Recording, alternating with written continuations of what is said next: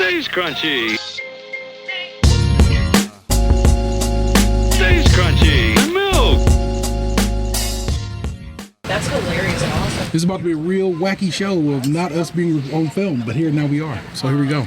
I grew up on the crime side, the New York Times side. Staying alive was no job. Had second hands. Moms bounced on old man. So then we moved to Shaoland. A young youth, you're rocking the gold tooth. Low goose, only way I began to G off was drug loot. And let's start it like this, son. Rolling with this one and that one. Pulling out gaps for fun. But it was just a dream for a teen who was a fiend. Started smoking wolves at 16. And running up in gates and doing hits for high stakes. Making my way on fire escapes. Man, I guess I don't know if I ever read these lyrics before. No question I would speed for cracks and weed. The combination made my eyes bleed. No question I would flow walk and try to get the dough off. Sticking up white boys in ball courts. My life got no better. Same damn low sweater. Times is rough and tough like leather. Figured out I went the wrong route. So I got with a sick ass click and went all out. Catching keys from cross seas, rolling in MPVs. Every week we made 40 G's. Yo, nigga, respect mine. Or here comes the Tech 9. Bow. Move from the gate now. Welcome to it. It's Wu motherfucker. It stays Christian Book, episode 579. And this model does not incorporate advanced driver assistant technology. I'm your host, Taylor 713, joined by the RV in Puerto Rican. See, it's right there behind us. And we doing some quick and dirty SKiM, because you know what I'm saying, we out in the how long you gonna be here? Not long by the time the show comes out, and if somebody wants to come here to kill me, they'll find me gone. All right, we're at the Sterling State Park in William Sterling in Michigan. I don't know what Sterling did. He could be a racist or a terrible human being. I can't call it, but used to kick puppies. Me and Ness drove up to Detroit to see Run the Jewels and Wu-Tang Clan. Drag this dude along. It's my birthday present from Vanessa. Thank you, Vanessa. And and she got me an extra ticket to bring a buddy. She did me like your mom used to do you back in the day. You can bring one friend. And I talked to Gabe about it months ago, and he was like, I think I can be in that neck of the country in time for us to do that. And it did work out that he was here to come kick it and do that. So we're going to split the show in two. A couple weeks back, the homie Dr. Motsford Labitsky, PhD Esquire, was like, you should get Delvin to do a show with Gabriel and talk about RV life. And though that is still a substantially sweet and swell idea, why would I give that away when I have a show to do it on? There's enough to talk about that I could probably fill 2 shows. For sure. And Delvin will probably ask way different questions than I'm going to ask. Right. But as we sat here ciphering and just talking, Gabe's wife, whose name you never have known and won't still, unless one day she volunteers it. It's up to her. It's not for me to give away. For sure. Was coming through with some like and this and this and this, and so we came through with some check downs. So this show's gonna be a real split. First half we're gonna talk about this Wu-Tang Run the Jewels show and just travel in Detroit and for second half of the show, all RV stuff. It's gonna be all RV in Puerto Rican. So what we're gonna do is I'm gonna stick right here as in the edit of this video that we're filming on my Vanessa's phone. Why Vanessa's phone? It's newer and has a nicer camera. Yeah. Actually, it looks really good. Like if this looks like this when when I edit this video, I'm gonna be very impressed. I wish I looked this handsome in real life. No, and I have to have the headphones on because I have to hear what's going on. So that's what that is. He doesn't have to have headphones on, but I do need them on for I can hear both of us, so I can see if we need to tap down or tap up. So worry not. So, Gabe and I and Ant saw Run the Jewels. Wu-Tang Clan in Cleveland. Gosh, some years back. Cause you've been road for forever. So yeah. So it's oh god, how long ago was that? I don't know. But we saw them at the Agora. Mm-hmm. And even then, we knew we was grown enough men to know we needed seats. So we was not going to be in general population and standing up for a concert. I just couldn't pull that off. So it's not the first time we've seen Wu. But Wu-Tang's on their what they call their final tour. Mm-hmm. Now, I mean, come on. People say that shit all the time. Who knows? It could be. And if it is, I'm not joking. I keep saying this might be recency bias, so come on. I could be just tripping. But I truly think it was the greatest show I've ever been to in my entire life. It was pretty great. Yeah. And my voice is pretty back, almost back to full strength. My ears, I did wake up with no ringing in my ears. I went to bed with my ears ringing like a motherfucker, but I woke up with my hearing sound again, and I was quite happy for that because I was worried when I went to bed last night. I was like, bruh, this, I hope I wake up without this tingling going on because I'm old, and sometimes you get shit like that going on, and then it's just there for the rest of your life. Yeah, that's yours. You own it now. For sure. But we went to the Little Caesars Arena in Detroit, Michigan, where the Red Wings and the Pistons play, and it was a lovely layout. We sat at the top of the lower bowl, so if you know how a stadium is laid out, we were at the top of the bottom part, which is dope because as the way Vanessa got the tickets, we were like center stage, literally. So we were just looking down the barrel of the stage. It was perfect seats for everything that went on that way. And I know this because, as it turns out, we had a couple of Cadillac Omar's listener in the PSVG Discord saying how he was at that show and he put pictures up, and I was just like, that angle ain't doing it like my angle was doing it. So I just think we was in better seats. And I'm not knocking him. I'm saying he got to be there and experience it. I'm just saying the direction of our shots in video looks way dope, and it's going to be a lot of me editing our videos into this episode, so you'll hear me talk about something, and hopefully I'll have a video to follow up what we were talking about right there afterwards. What do you think about the Little Caesars Arena? It's a very nice arena. Yeah. It's one of the nicer ones I've been in, but I haven't been in a lot, so am I the best person to ask? I don't know. I don't know if it's newer than Rocket, and I haven't been to Rocket in a long time. Shoot, I haven't been in the Rocket since it's been the Q. It's not even. It's called something else now too. It's not Rocket Fieldhouse anymore. Yeah, they changed the name to something else. Get a name and stick with it. Come on. He likes tweaking things to the one business he owns, which is Rocket Mortgage, and like he keeps it's Rocket something. But I don't think it's Rocket Mortgage Fieldhouse anymore. I think it's Rocket something or other. The Rocket Arena or the arena at Rocket Field or whatever the hell they call that shit. Can't call it, but. Yeah, he keeps updating that, and he just announced the other day. I know this is not what we said we are going to talk about, but of course, Dan Gilbert represents Cleveland and Detroit, so this works out very well, strongly. And he announced that he's going to have a Cosm built in there. Have you seen video of people be sitting there watching, let's say, a college football game, and it looks like they're there, like not there, like down on the field there? Have you seen any video like that? I have not, so I'm not sure what you're talking about. So it's like 100-foot screen. Oh. Imagine like IMAX, and then imagine if you had a camera that was literally in the end zone, looking out at the game. Oh. So that's the thing that people go and sit there, they drink and they eat, and it's like a good time to me. And he's building one downtown. Basically, with the Browns leaving downtown Cleveland, it's like he was like, then fuck it, I'm about to fill in the gap. And I really respect him for it. I just do. So okay. Yeah. Okay. You could see that. That's a billionaire who seems to have some kind of good sense. I think ever since his son died, I feel like he changed as a person a little bit. And I'm not knocking it or whatever. I didn't know his son died. Oh, yeah. Shit. You know when you wore the bow tie? He had the one son who wore the bow tie. He had some disorder, and he has since passed on. But good dude, man. And I got to respect the power to Gilbert. Yeah, for sure. But back to, what I'm saying, the Little Caesars Arena, I'm saying, very cool, like nice artwork on the outside, cool statues inside, very smartly laid out, you know what I'm saying? It's just numbers, basically, on the level we were at, we were seated on the level where you walk in at. It's basically what it comes down to. I learned a lot about Gordie Howe. Did we decide that's got to be Gordie Howe, right? Yeah, that had to be. So we're gonna look right quick. If you hear my on the phone, you know I'm close to the mic and it's just me looking up something. Okay. Gordie. Well, we got to know this. And I think the listeners want to know. So if they don't, why are they listening? There are these portraits on the outside. It definitely is Gordie Howe. That's the picture they painted him. So there's this. They have these portraits. Yes, they have the portrait painted of various sports stars from and just stars in general of Motown of Detroit on the outside of the Little Caesars Arena, and I saw one and Gabe was like, I don't know the hockey guy. He could name everybody else. He's like, I don't know that guy. And I look up and I'm like, oh, that's definitely Gordie Howe. How do I know that it's Gordie Howe?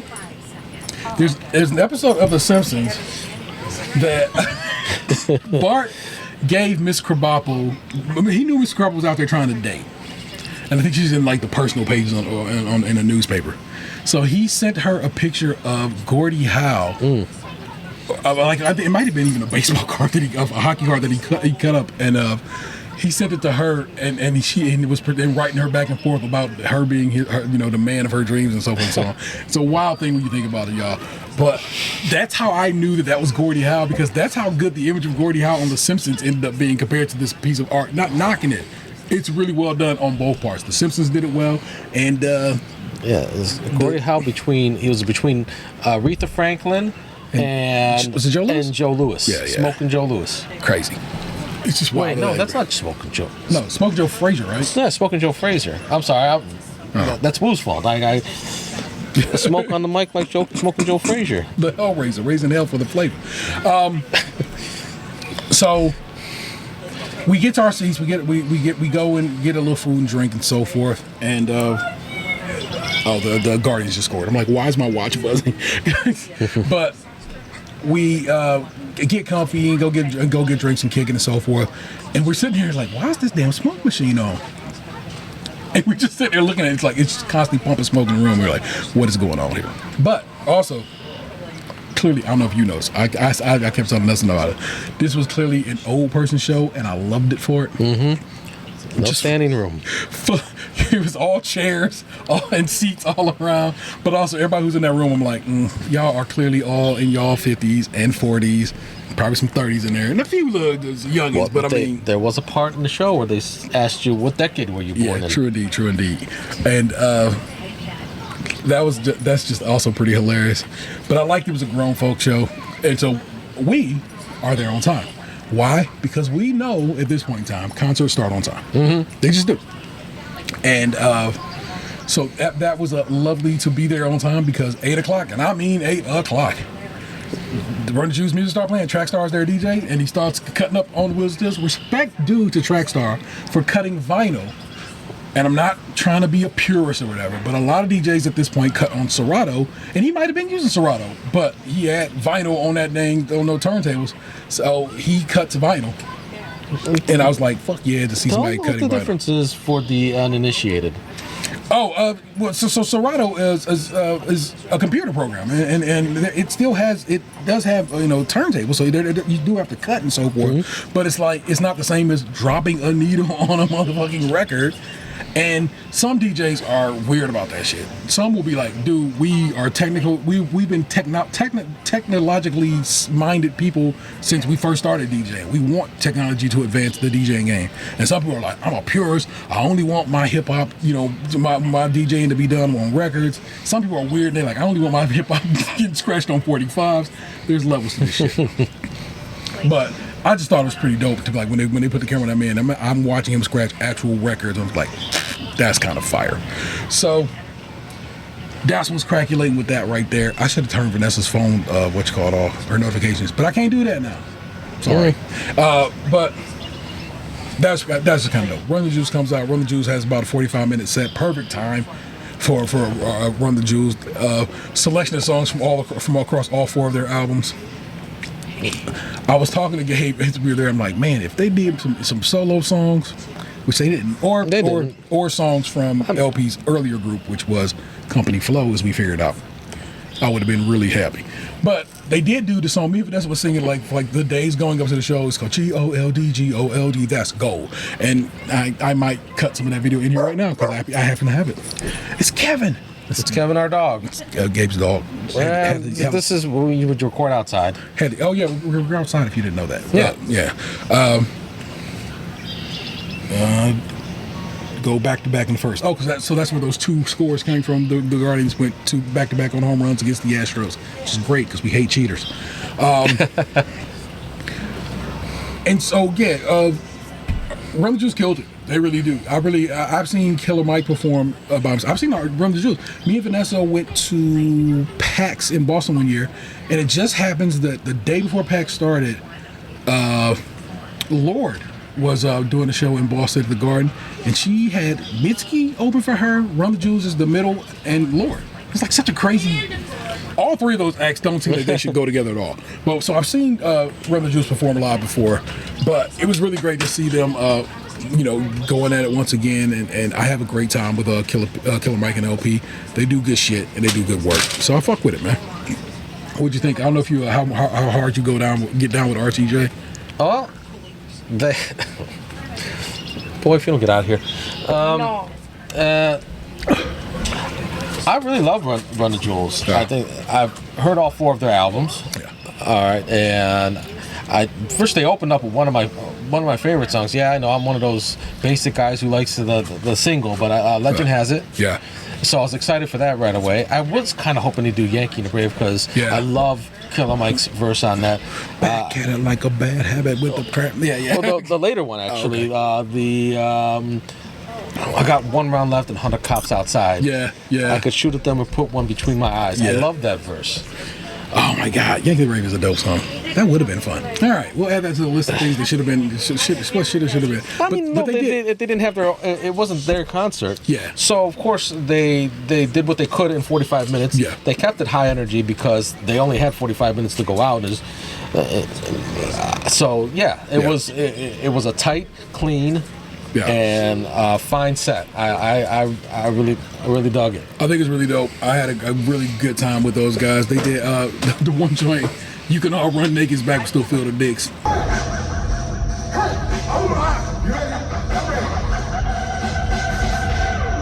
Fuck the law, they can eat my dick, that's worth it. Work, Detroit, if you want a motherfucker house, that's what I say. Fuck the law, they can eat my dick, that's worth it. I don't fuck with it. All you fucking him, South Island. You can all run naked back with someone building dick. That's worth it.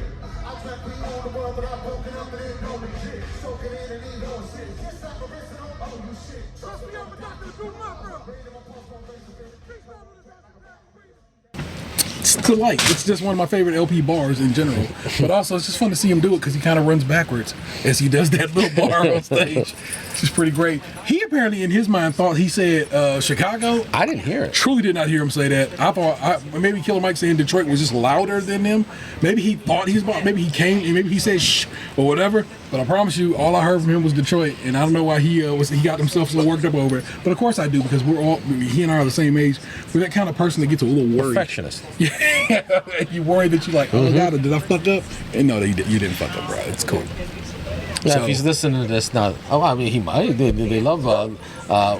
They love the notion of a podcast. And Yes. so yes, yeah. And so indeed, I do get some. I have had some LP love in the past, so respect due. So, man, it'd be dope if LP watched our show. LP, you did a great job. You So did did, Killer Mike. yeah, we didn't hear you say Chicago. For sure. I want you to know that, bro. So worry not. That like I said, I'll probably I'll cut some footage of Run the Jewels performers in there, and so whatever. Something has Kevin's attention. I don't know what it is. There's nothing. I see nothing. I see feet right there. Oh. And he sees feet. Therefore, where he's aware of them. So I see. This is RV life. I got a dog that just barks at everything and anybody who passes by. We'll get into that later. Oh, look, and then there's a whole dog right there. See? Yeah. So there it is. So I know what young Kev is barking at, and I agree with him. You got to protect your spot, people. That's what it is. So then we get this cool intro. Again, I'll cut a little bit of it into this show right here. When Wu-Tang, it's a little bit It hyped everybody. It's kind of like an intermission situation where people feel it. So, but that's the thing. So that's what did bother me is far too strong a term. Okay. What kind of got me like, come on, man, is like people were not in their seats when Run the Jewels went on because I don't think people understand 8 o'clock means 8 o'clock. I think it was a little disrespectful. I think people have gotten very used to artists saying I'm going to be on this time and they end up showing up an hour later.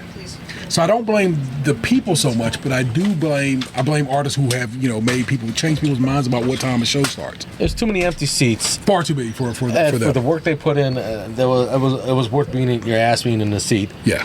To check them out. Yeah, for sure. But like I said, they went buck and wild, and I thought it was really, really great, and so respect that. But like I said, this intro for this Wu joint was like definitely like we gonna get this crowd excited. The Resurrected comes out on stage and Comes up. yeah, Comes up through the stage, elevator style. yeah.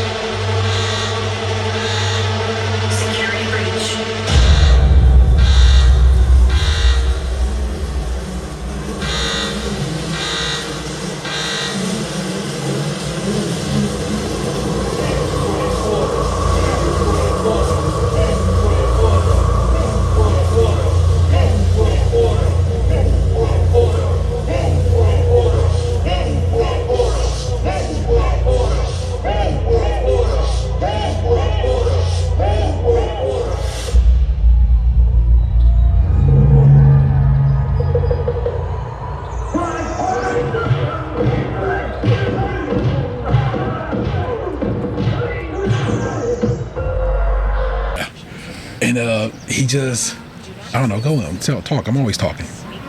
Tell people of this this portion of the program.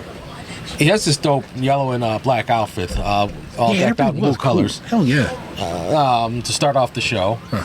He comes out and they do Bring the Ruckus. Everybody steps out on the stage when their verse starts. I thought that was really it was really well done. Yeah, I'm trying to think of a better word than sometimes great. The words are the words. It's just it was so well coordinated. You know what I'm saying? It's just such a good stage show. It's like I'm just like, yo, these cats is about to set some shit off, and every single time they did just that. We'll go. Keep going. It was. I thought it was better to do it that way than to have everyone just walk on the stage, not during a verse, or maybe not just come on out and then start. But like just walking and talking and bringing in bringing the ruckus. I guess that's what they quite literally did. They brought the ruckus. Yeah. And so that was a good way to start off. That was a good choice for a beginning song. Yeah. Not too hit like, but like well known. I mean, everyone knew every song that was done. Pretty much. I think. Maybe 97 Mentality was a little. But you know who knew 97 Mentality? This guy. Well, so did I. I'm not saying you didn't. We, of course, know this song. So I can hear the rain kind of kicking up right now, y'all. It's kind of crazy out here. Should we pause or? No. I mean, look. It's okay. Sorry for the. You're going to hear rain. You'll be fine with it. This is RV life. This is RV recording. Yeah. I don't know if anyone's done a podcast like this before. They all have studios. Yeah, it's like this is what real raw. No protection. Ew. I don't like that turn of phrase at all, sir. No, thank you. Hard and fast. Asking for it, podcasting is. That's what it should be. What's the word? Enthusiastic consent. Consent. This is what it is. It has enthusiastic consent. We always do. We don't force ourselves into your ears. Hold on, I'm gonna pull this cord in here. So no one gets electrocuted? Good idea. Well, you know. Just yeah, no one podcasts in the elements like we do. Think about that. You know what I'm saying? There's people out here who don't do it in the rain. That's us. We outside. But I just now made a connection. They literally brought the ruckus to start off the show. You know, I'm moving things around, so I'm trying not to fuck up. I thought they would do. I mean, I like some of their new stuff. I'm appreciative that they stuck with most of 36 Chambers and the hits and people's solo joints. Yeah. So I wasn't sure how many solo joints they were going to do because they're coming together as a group. They have solo tours and solo shows for solo joints, but I was hoping they'd do a few like solo joints that features a lot of the Wu, so they can like do them proper. Like they can't do them at the show. Like you can't see 4 Chamber at a RZA show and see RZA drop his fine ass verse. True. And now you got to see that. Although I have seen that happen, but it is better with the RZA in place. Yeah, you are correct about that. What I thought was kind of neat was a lot of mathematics on the wheels of SKiM. Yes. So that's who was DJing for the clan in this situation, and I thought that was pretty dope. What else, man? It was. Again, like I said, I got a lot of footage, so we'll cut stuff here and there. It's the sound quality. It's the light. The lighting was insanely well done. I took so many pictures just trying to get the lights one way one time, and I did get that. But it was just like bonkers how this all how it worked out, and I was just like, this is crazy. This is exactly what I want. No, I did love the show in Cleveland. There were some sound issues, and the Wu acknowledged that. All right, now we do have to pause. It got real weird. Okay, we got to pause. Yeah, I'm starting to wrap up. Okay, it's bad. Yeah, it's pretty bad. It was wild, but still in the general area. So I was like, That's still Michigan. I could drive up. I could drive up there. And so I asked him if it would be cool to come up and do this in person, because we were going to do it over Streamlabs like we normally record. But I was just like, if he that close, the whole point of this was I wanted to do it in person. And so here we are, back in person. That's how much this man loves me. He came all this way. Hey, man, it's what we do. And so much I love podcasting for you, the listener. Yeah. His oldest, I had her birthday yesterday. 14. I got a 14-year-old kid. I'm old. Bruh, it's wild. That one is 18 in a few days here, so. I am. So I dragged. So this time Vanessa's not with us, because I thought Vanessa was working. Turns out Vanessa's not working, and I felt like when she told me that, I felt like such an asshole, because I was like, she's like, I thought you didn't want me to come with you. I'm like, fuck, I always want you with me. Jesus Christ. And so I feel like a heel right now, because I feel like I left Vanessa behind. I didn't intentionally leave Vanessa behind. I thought we talked about it, and Vanessa had to work today. I told him Vanessa was working today. I told that kid, my proof. Yeah, my youngest is here. So it's not like I didn't think she was working. Turns out she was not. And now I feel shitty. So that's going to be on me all day today. As I feel awful that I'm thinking she was working and she's not. And I just left her ass at home. So, last time we were at a state park. This time we're at. I don't know if I should give them ad. They don't pay for ads. It's a resort. It's a private park. And actually, like I said, when we get to the whole RV part, I actually want to talk to you. I put that on the list of things I want to talk to you about. Okay. But we're going to continue forth about this Wu-Tang shit.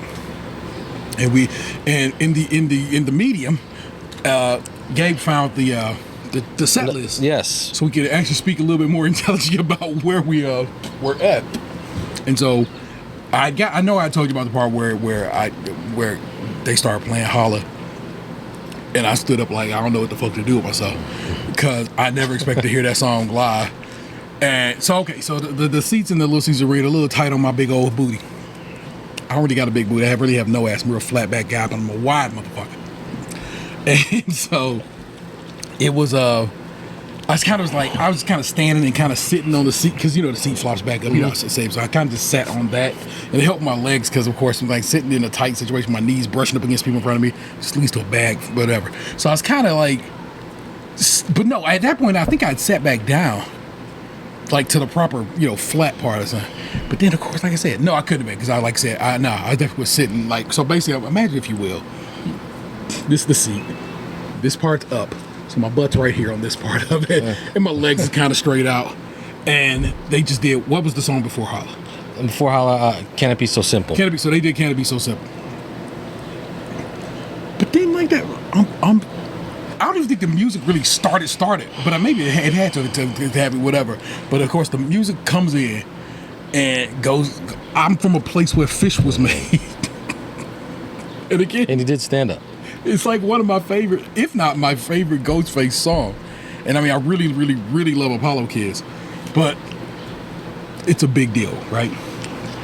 And so I literally stand up. I was holding Vanessa's cane while she was sitting. I knocked Vanessa's cane over. Luckily, she catches it, and I almost start crying. Held together. There's a point where I no longer could hold it together. This is why when people, because people have been asking me, hey, how's the show? And I'm like, it might be recency bias, but it truly might be the greatest show I've ever attended. And I'm saying that because I'm hearing songs I never thought I'd be able to hear live. Mm-hmm. Like ever. I never thought they would play them live, because they just don't seem like concert kind of songs and so forth.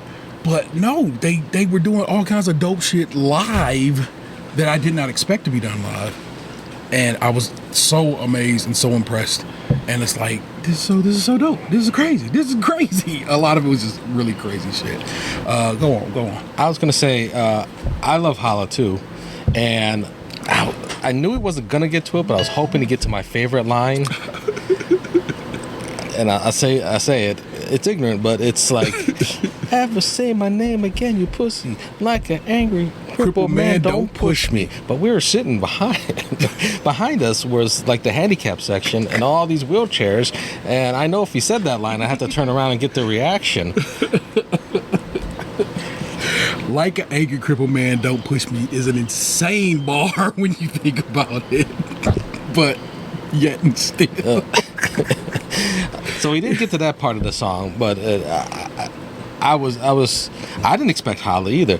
Do you want to go into our most unexpected? Yeah, because that's what we. So I got the set list here. Yeah. I don't know how boring it's going to be to read it, but I'll try to make it got to go entertaining. down all of it. Just kind of pick out some things that you were like, So we holy were smokes. wrong. They didn't start out with. I didn't count it because there was barely any music behind it, and it was just RZA. But they didn't start with Bring the Ruckus. They started off with Sunlight off of 8 diagrams. Oh, okay. And it's true, they did. I guess I guess they did start it off that way. I didn't count it as starting with a song for some reason. Yeah, because it was basically RZA up on the stage by himself, just talking. He was rapping, but he was talking he said some of it was not as a flow, but as just like he was just talking to us. Yeah. So, which is fine. I counted Bring the Ruckus as starting the show. I'm sure someone who was also attended there is going to correct me, so I wanted to make sure I acknowledge my mistake. Sunlight was the start of the show. Fair. We got Clan in the front, which is nice to hear without having to fast forward through the intro. I mean, I don't know if you like it, but it gets tedious. Start me off Clan in the front. Just up to the 36 chambers. It's the goose. It's the ghost face. Doom. I don't know. I think I might be okay with that. But also, I listen to 36 chambers. I don't regularly listen to 36 chambers in full much anymore. So if I'm just sitting there, I'm kind of I'm okay with that. Okay. The Mystery of Chess Boxing, one of my favorites because, again, I guess I'm just a simple man who likes singles. Yeah. I guess there's a reason they're singles. They're meant to be the best songs to give you the best impression of the full body of work. One of my favorite Wu-Tang songs because of Old Dirty's verse. And I'm going to give, last time we talked about Wu-Tang, I gave it up to him, and I'm going to give it up to him again. I love Young Dirty Bastard's energy. Yeah. He's not just doing a simple copy of his dad. He is a lot. For sure, he has that energy. But he has that energy. Yeah, it's not hollow. It could be hollow. Yeah.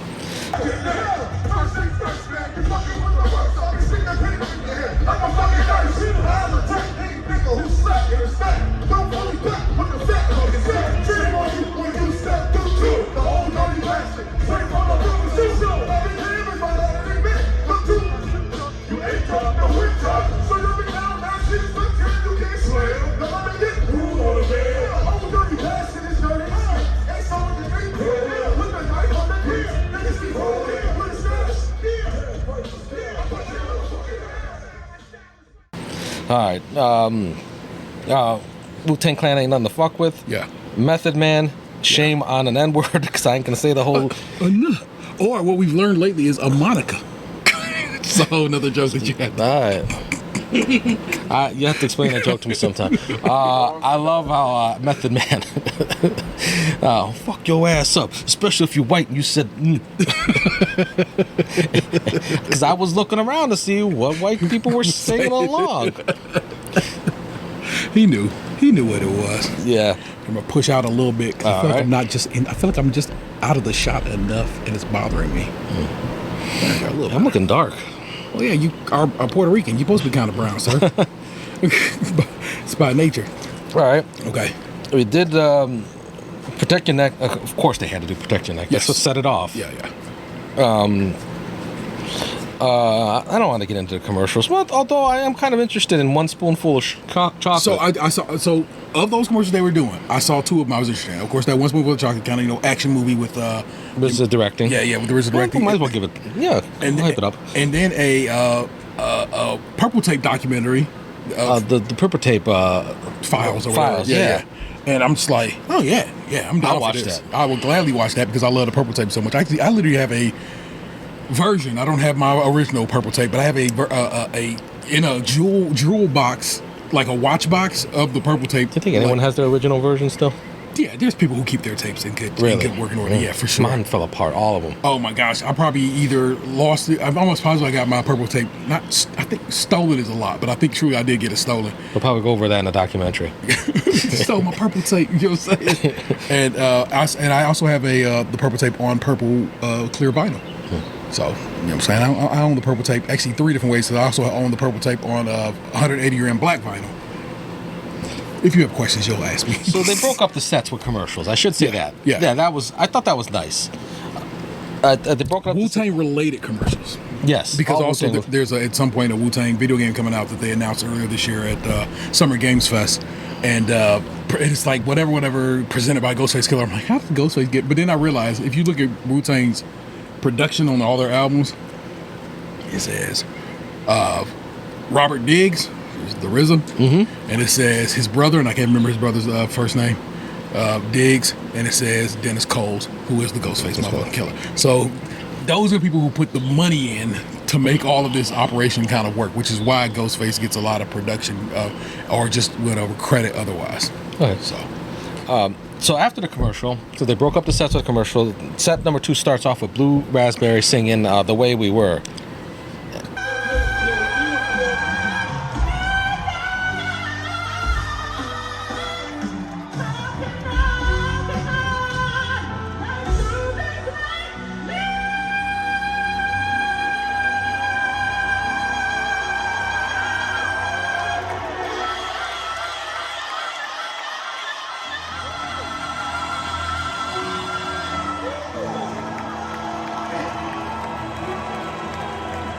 And seamlessly transitions into "Can It Be So Simple." As I was saying earlier in the show, The album's so simple. Also, again, this is 4 days ago, so it's kind of like you might get some repetition of what we said before because I'm not going to remember everything I said.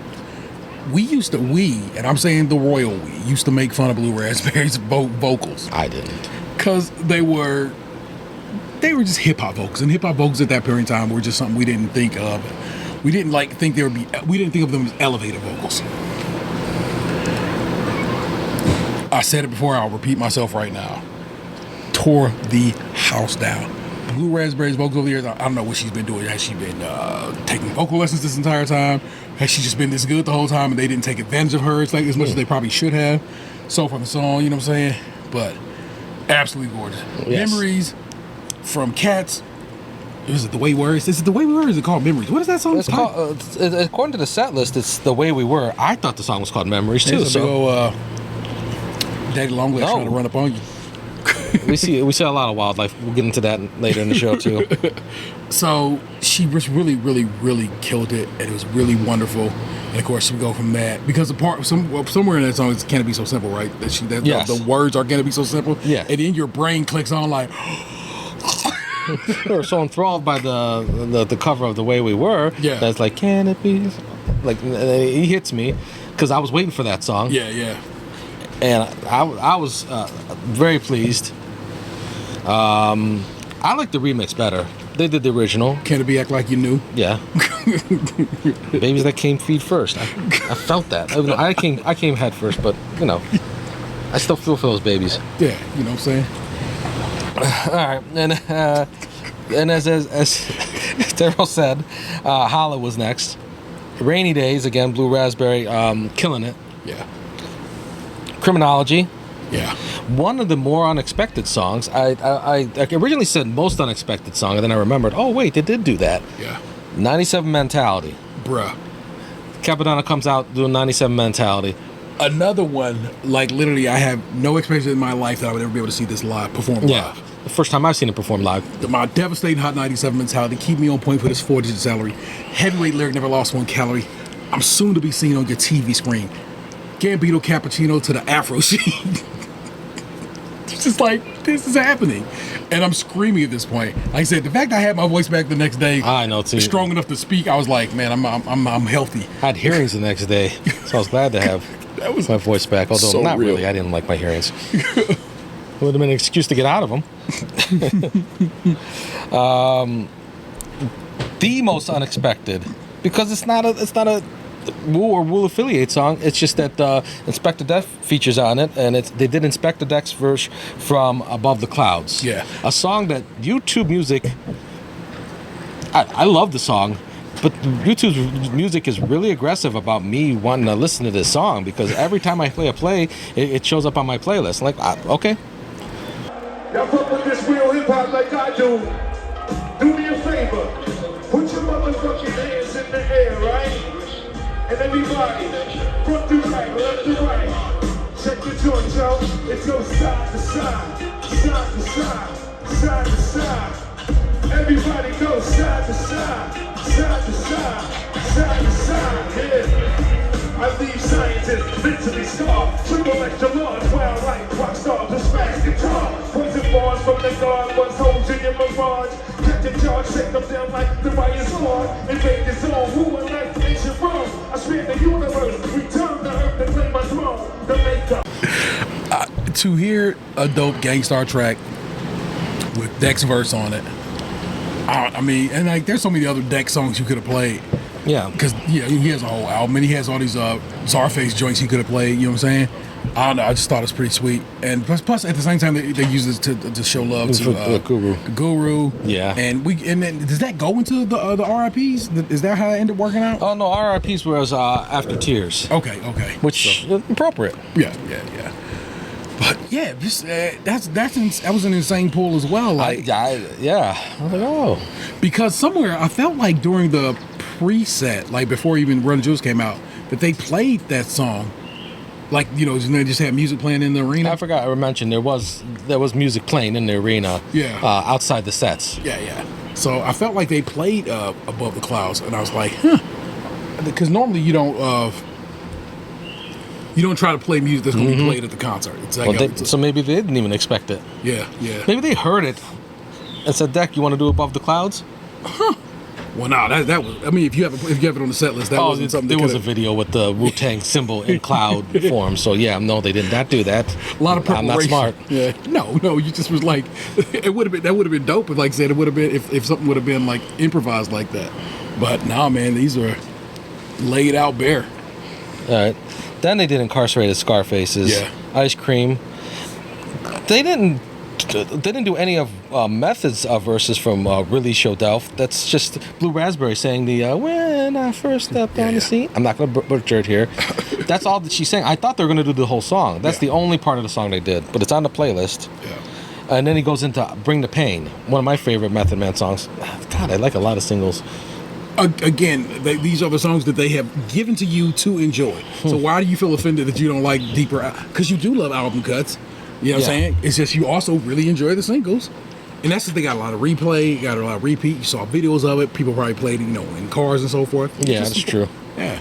Well, I'm not ashamed. I just I want to be the cool guy. Like, you ever heard of that song? Well, you didn't hear it, and I like it. I'll Be There For You. Yeah. You're All I Need. I forget the I'll Be There For You part of the song.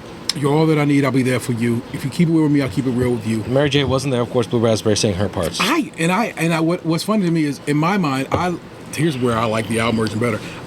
Not that I don't like the Mary J. Blige, sweet version everybody knows, but I like the hypeness of the Takal version. You're all that I need. I'll be there for you. If you keep it dum dum dum dum dum dum dum dum dum dum. So I like that version better, in my opinion, and I guess that makes me cool. Her vocals are just hard to. It's hard not to love Mary J. Oh, for sure. So I do like that version. I'd like the. RZA has a version with Mary J. The Resurrector of remix or something like that, right? Yeah. That's the mix I like. Yeah. So I like a combination of Mary J. and the Wu-Tang rawness. Yeah. Okay, another commercial. What is this commercial for? It's gonna tell me.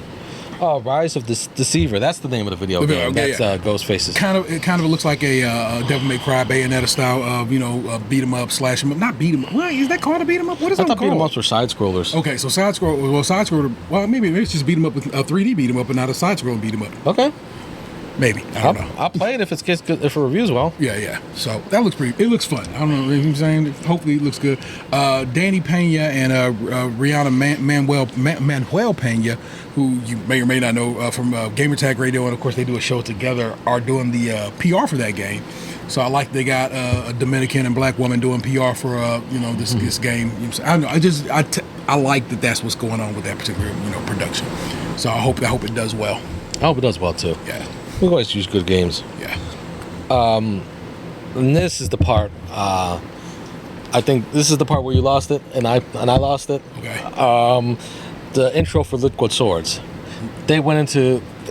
They played the intro for Liquid Swords, and went into the song. Actual tears. All right. Could not hold them back at that point in time.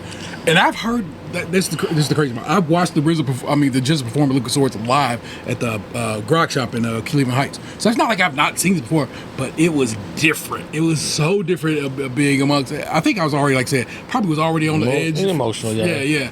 And it's if you know what the Grog Shop is like maybe a 300 room venue. The stage is like I could step up on it. You know what I'm saying? It's like the difference between, I don't know, a tent revival and actual church. And so I felt like we was in an actual temple. We was in synagogue. We was in whatever you want to call it at the Little Caesars Arena. And when that came on, plus it's all the Wu is there. You know what I'm saying? Like everybody is there. God rest Dirty. And so it's like it's all that much more. You know what I'm saying? I'm seeing the Jizz by himself, lovely. It was dope. I saw Killer Mike that night too. It's funny how I saw both these guys 2 nights before in my life, because Killer Mike opened for the Jizz at that show. Oh, solo Killer Mike at that point. Well, he was in Rub Jewels, but it was like after they'd only done their first album. Okay, so that's how I'll let you know how far back that was. And so I'm just, bruh, I don't know what to even tell you, man. I was just like holy smokes, this is crazy.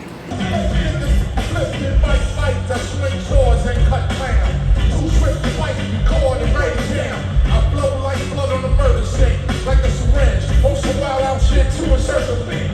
But it was no op to stop stolen art, kept the swollen art from not rolling small. I put mad pressure on me like rhymes, you hear the hurt. Shit's late, so the next time the sweatshirt, that's minimum, and feminine life. My minimum table stacks of first order. Energy is belt, what's the card dealt with the impact? Warehouse kicks and black belts, not a the microphone like saxophone, top phone. I read this shit from midnight.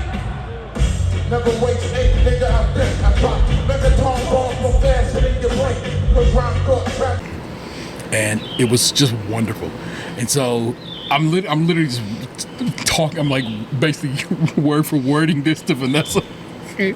When I was little, so I think, and he was the Shogun's decapitator. Yeah, almost every Wu fan. I'm gonna venture to guess almost every Wu fan knows that.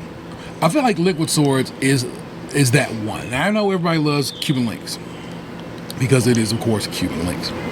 But I feel like that was dyed in the wool, tried and true Wu-Tang fans. We all know that Liquid Swords is actually that one. Yeah, it's like Cuban Links seems to be like the commercial one, and not commercial as a no, that was like not commercialized. No, not mainstream in the least. But yeah, but Liquid Swords is that one where it's like I don't know. The RZA was like on one, the Jizz was of course on one. It's like in the end that, oh my God, Liquid Swords is so good. It might be my favorite album of all time. It might be my favorite album of all time. Good Kid, Mad City. Yeah. And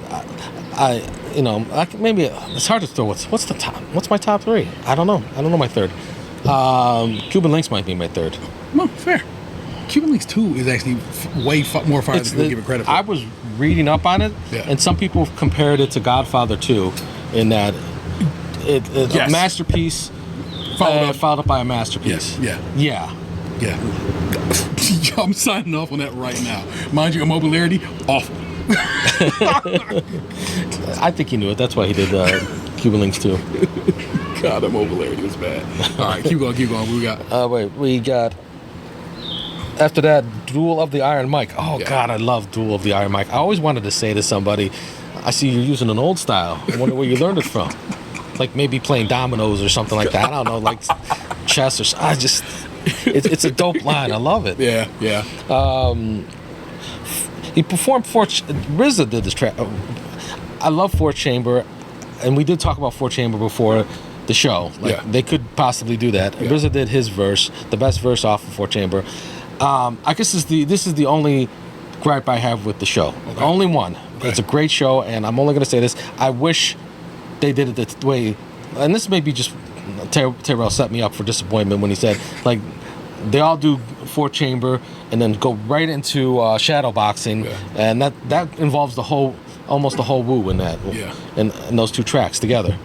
And they didn't do that, but I love Four Chamber, and if they're gonna do only one verse off of it, I guess RZA is the one to do. Camouflage Chameleon.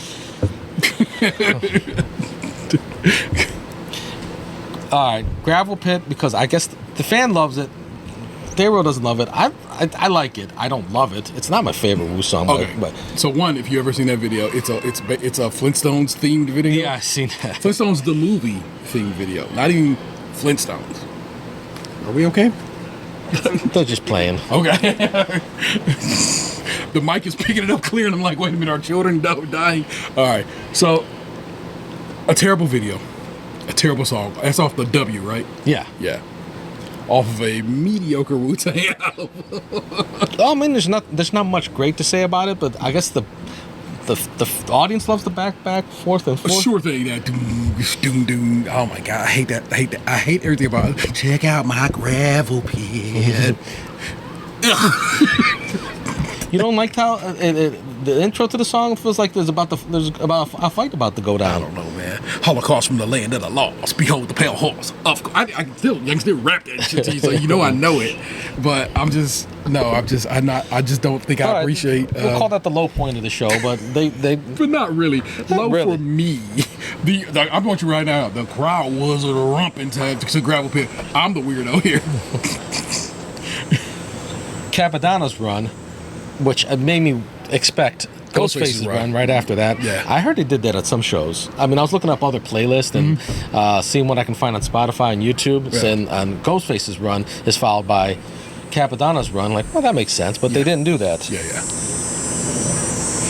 No Set Date by Master Killer, and Tears, and that's when they did the tribute to everyone who, all the fallen MCs, either by Gun violence or just whatever. Five died of diabetes. Yes, 5 did die of complications from diabetes. God, I hate that. And so not everybody, but almost nearly everybody who they mentioned, they gave a little shout out to their song. So it's like, what did they do for Big? Or did he just get He's just got RIP? And then so depending on who was and if they had a known bar. You know what I'm saying? When they RIP Fife, they did "Can I Kick It?" and that's pretty dope. Favorite Tribe song. Yeah, but no, it is not my favorite Tribe song. It's mine. It's up there. So yeah, yeah. I like that beat. I used to for the longest time think it was a Tom Petty song. Whose sample was that? Whoever sang "Take a Walk on the Wild Side." Oh, okay. It's not Tom Petty sample. Fair enough. I don't know whose it is, so that's theirs. Tom Petty doesn't get sampled in hip hop enough, I guess.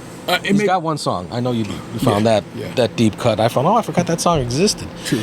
But also, who knows? He might have expensive sample rights. So, that's just is what it is sometimes. But yeah, it was kind of nice that they did. That was a nice end to that set. Yeah, and then they got the commercial for the Purple Tape Files. Yeah.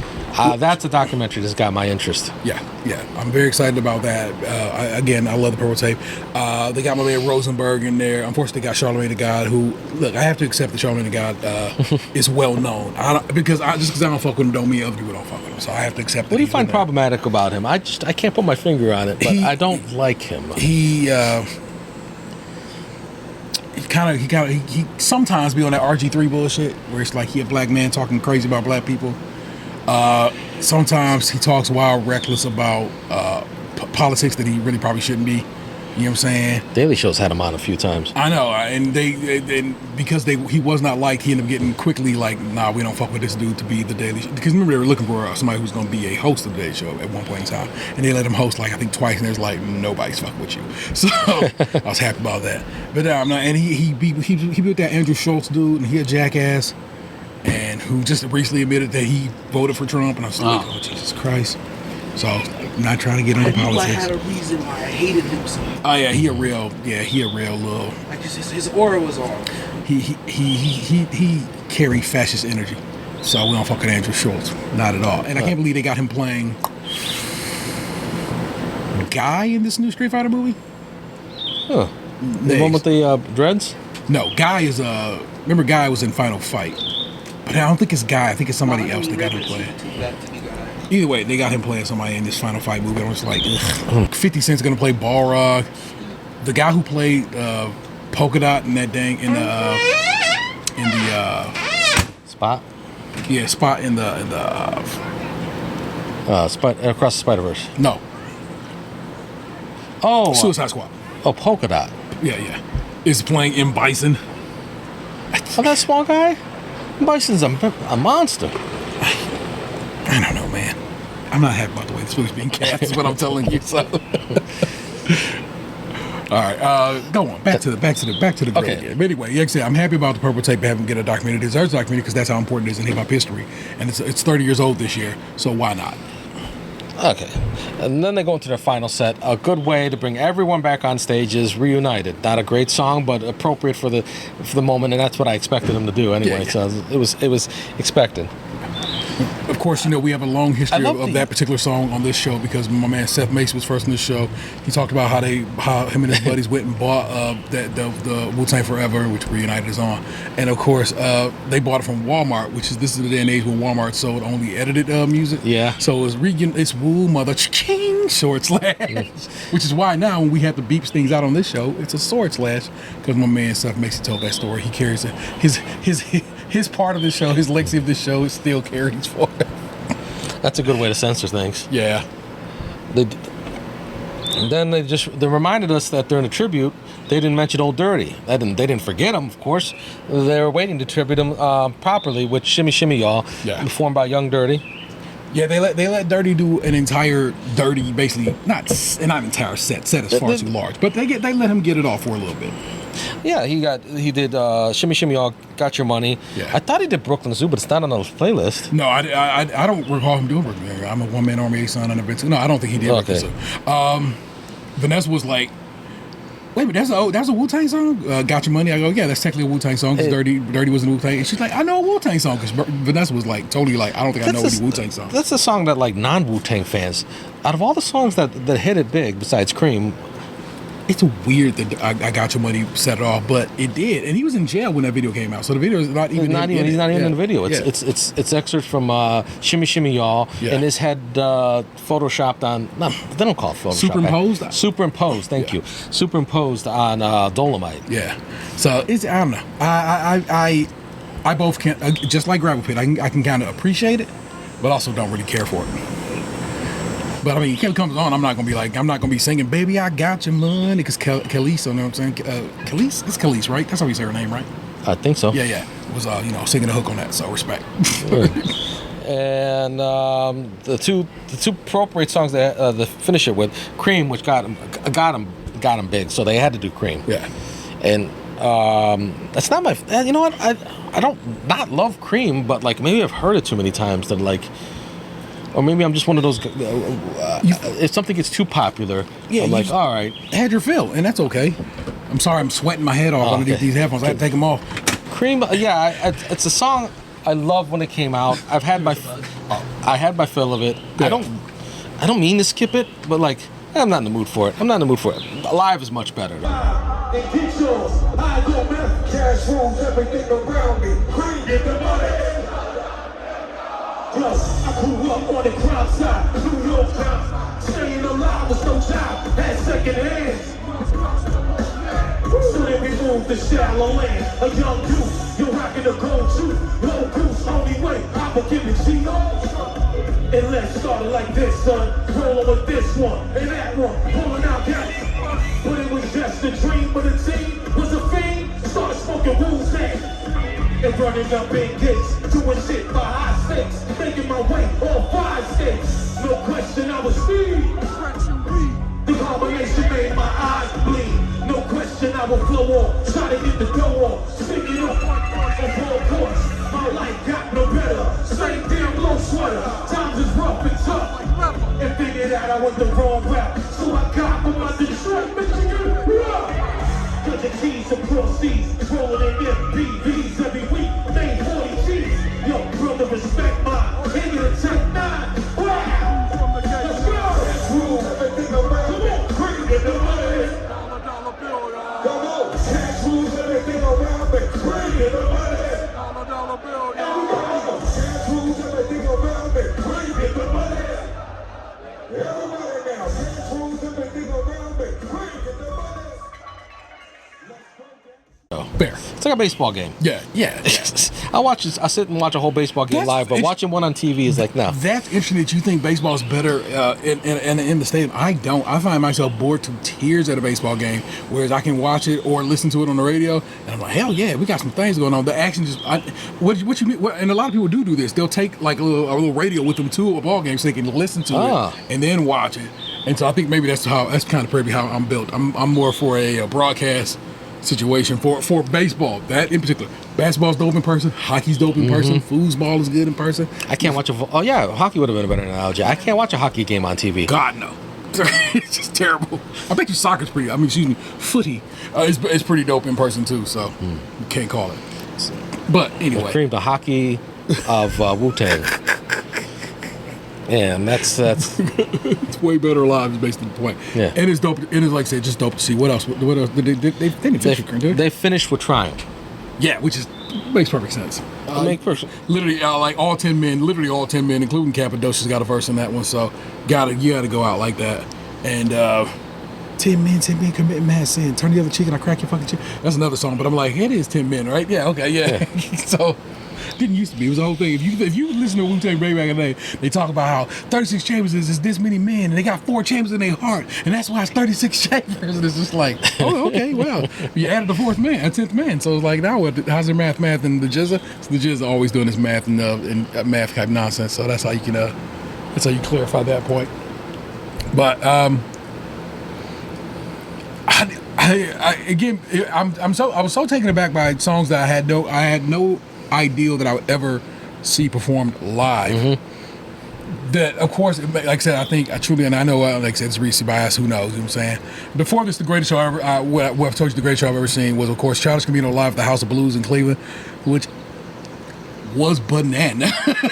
So, I gotta give it up to the Wu for finally before this one jumping ahead. I did like the Roots at the House of Blues. Yeah. They didn't have an opening act either. They just they had a DJ. Yeah. And then they performed. Yeah. So, gotta say, man, we've been to some concerts in our day, so that's just what it is. So basically, that was our Wu-Tang experience. And like I said earlier in the show, is my man Dr. Moxford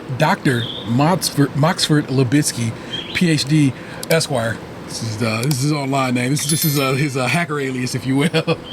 Was like, T-Man, you gotta get Gabe on the Devil Cock Experience so he can talk about RV life. Like, sure, maybe.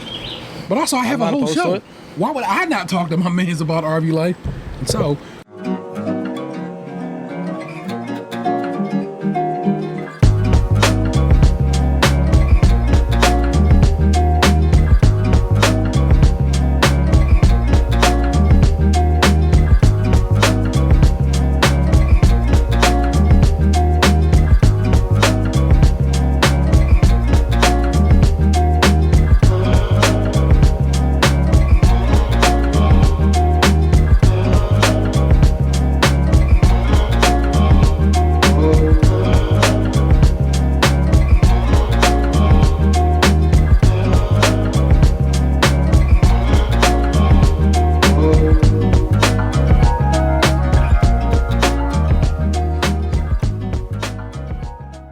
as we were here the other day talking, his wife kept coming up with like interesting questions as well. So I we're gonna do this interview style, right? Yeah, You're gonna we're gonna pop it off.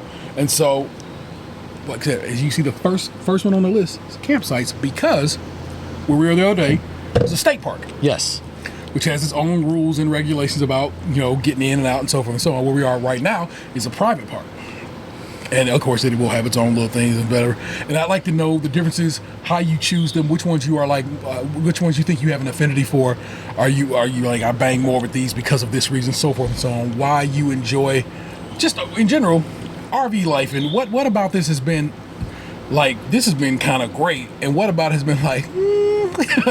Well, just like home life, it's the repairs and the things that fall apart. I will get to that too. We'll get to that, so worry not. But like, as far as sites go, I prefer to be in nature. I prefer to have trails to trail on and everything. And although private places, like the one we're in right now, has more amenities, sometimes they have, most of the time, they have a laundry facility on site. This one didn't. Okay. But It is what it is. We go find a laundromat. Laundromats, some RVs, if you can get down like this, if you have the room, and I don't because I have 6 kids. I have 4 kids, 6 people total. Don't wish 2 more kids on me. Some things on the road you ain't talking about, which actually be magical because this man is, he snip. Yeah, so if you manage to pull that off, if my wife gets pregnant again, I'm not going to be so happy. I don't mind. Well, or there was a mistake in the. Damn, homie. Well, no. I get you. I was a surprise baby too. It's true. You're the best surprise. Shut up. I love you. But we could make a washer and dryer work. It's just space constraints. It just doesn't work with it the doesn't work with the space. Yeah. We'd have to pull out a bathtub, which my daughter loves. Yeah. My youngest loves to take baths. So that's not happening right now. Yeah.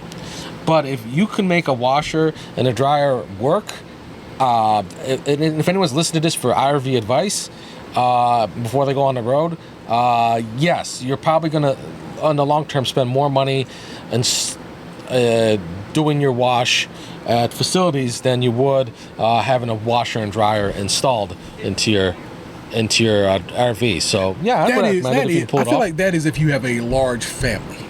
Because I feel like if it's just like, let's say it's just you, let's say it's 4, family of 4. Yeah. We'll narrow it down to family of 4.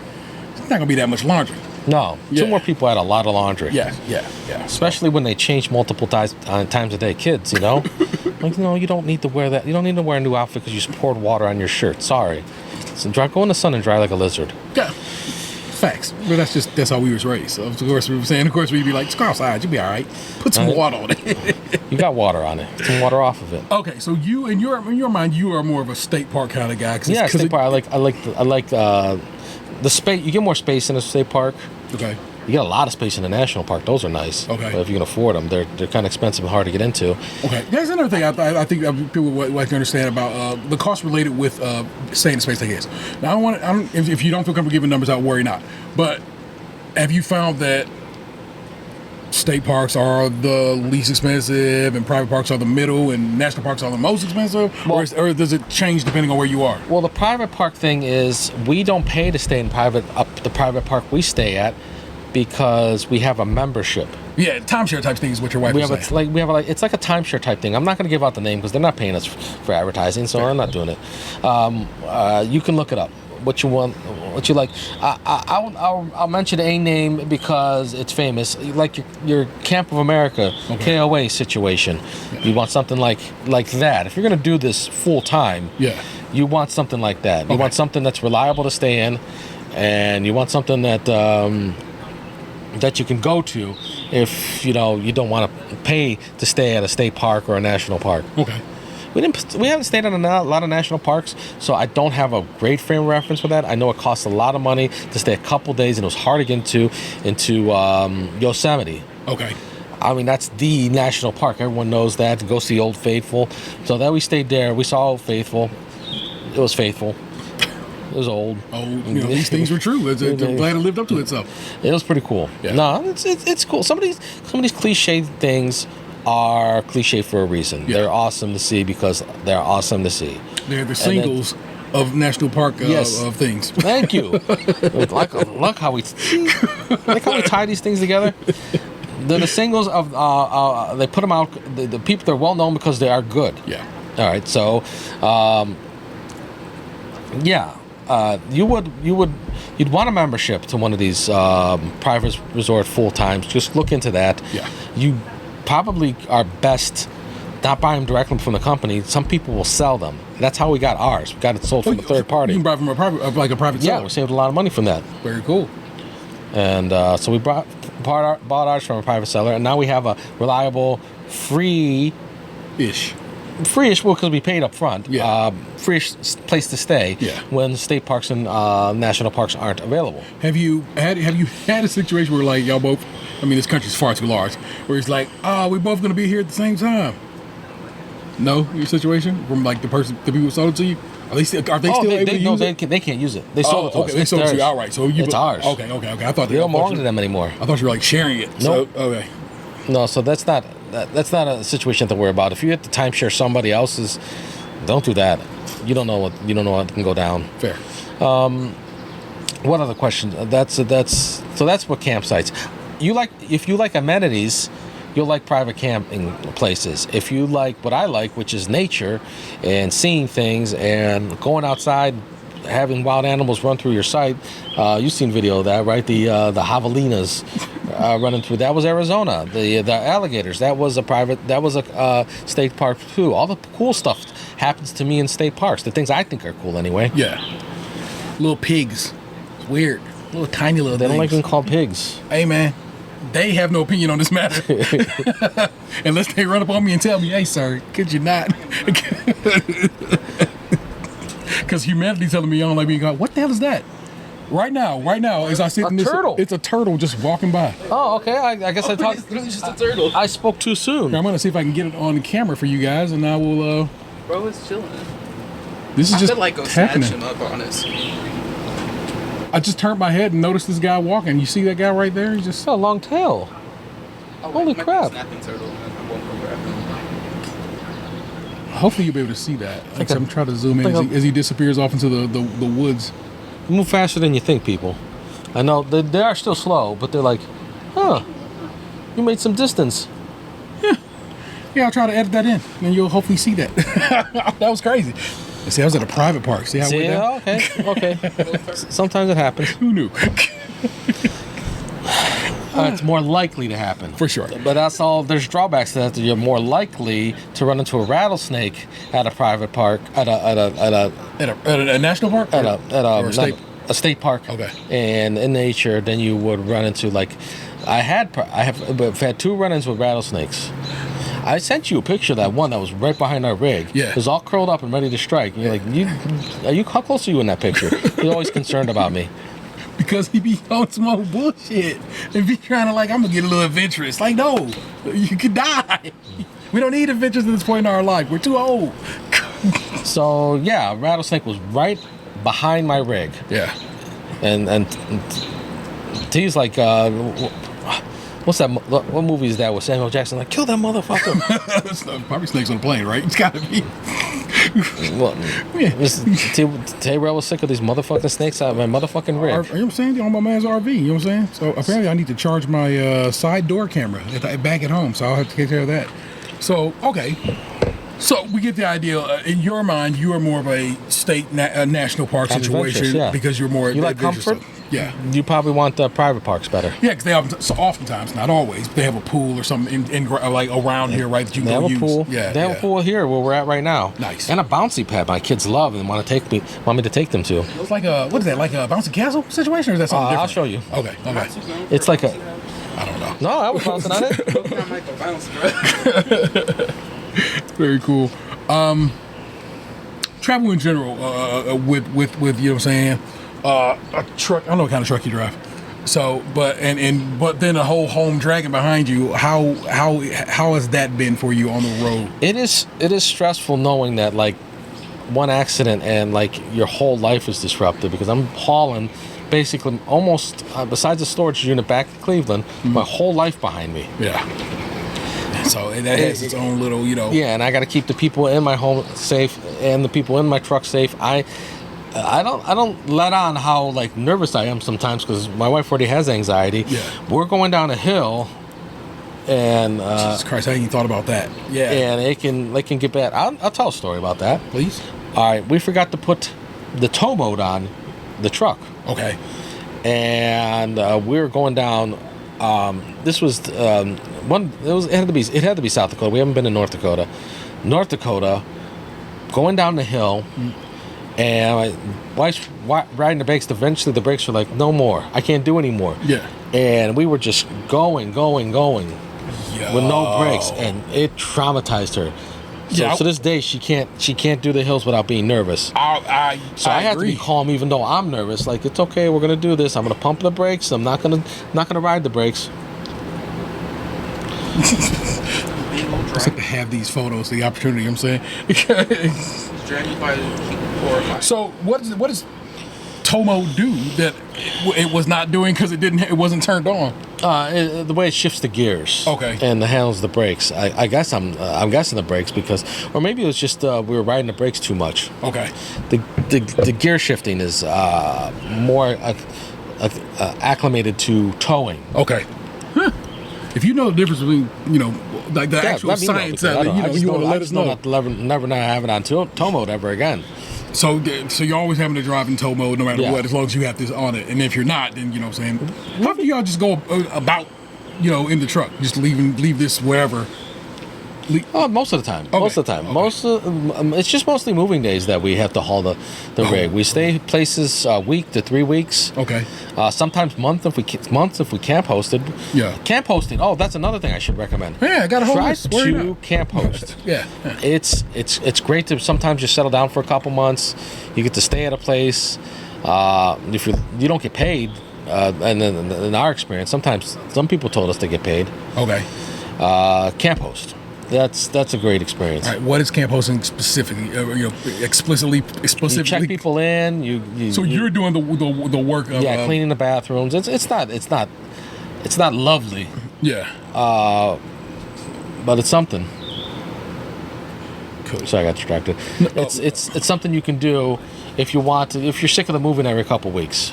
Yeah, you can settle in for a little bit, and by doing that, you help out around the campsite. Yeah. And it probably just like, so if where we are now, you're on letter Q, and so you just take care of Q, or are you taking care of the alphabet? Depends on the size of the last place we hosted had two other hosts. Okay. As well. So they took care of their section. We took care of ours. Okay.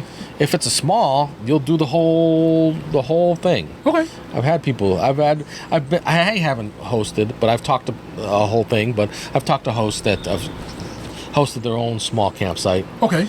and it's not that bad if it's manageable. Very They cool. don't give you more than you can handle. Good. And I like that they recognize that. Yeah. All right. So let me pull up my This- my situation.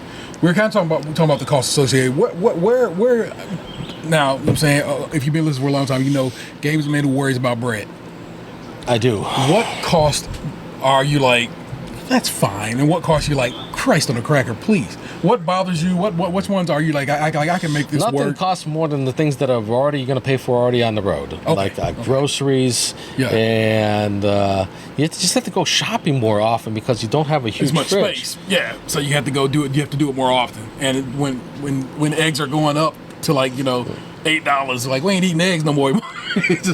Or you got to find you a little farmer that you can holler at. You know what I'm saying? If you're like, hey man, we got an egg deal we can make happen. So like, I mean, the cost is not gonna. It's not less Yeah. to be off the road or on the road. Yeah. I don't think it is. I mean, we don't have utilities to worry about. Yeah. Water and electricity are taken care of by anywhere we go. Okay.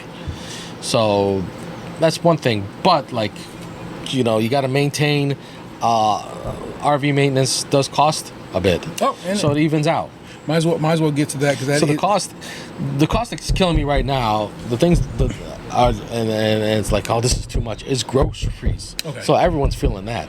And that is, of course, you have teenagers who eat like horses as they get. You know what I'm saying, trust me, I got one over there, and it's just they're growing, and they're growing at a rate that seems so. It's like an exponential clip of like, how'd you eat that whole bag of nuggets?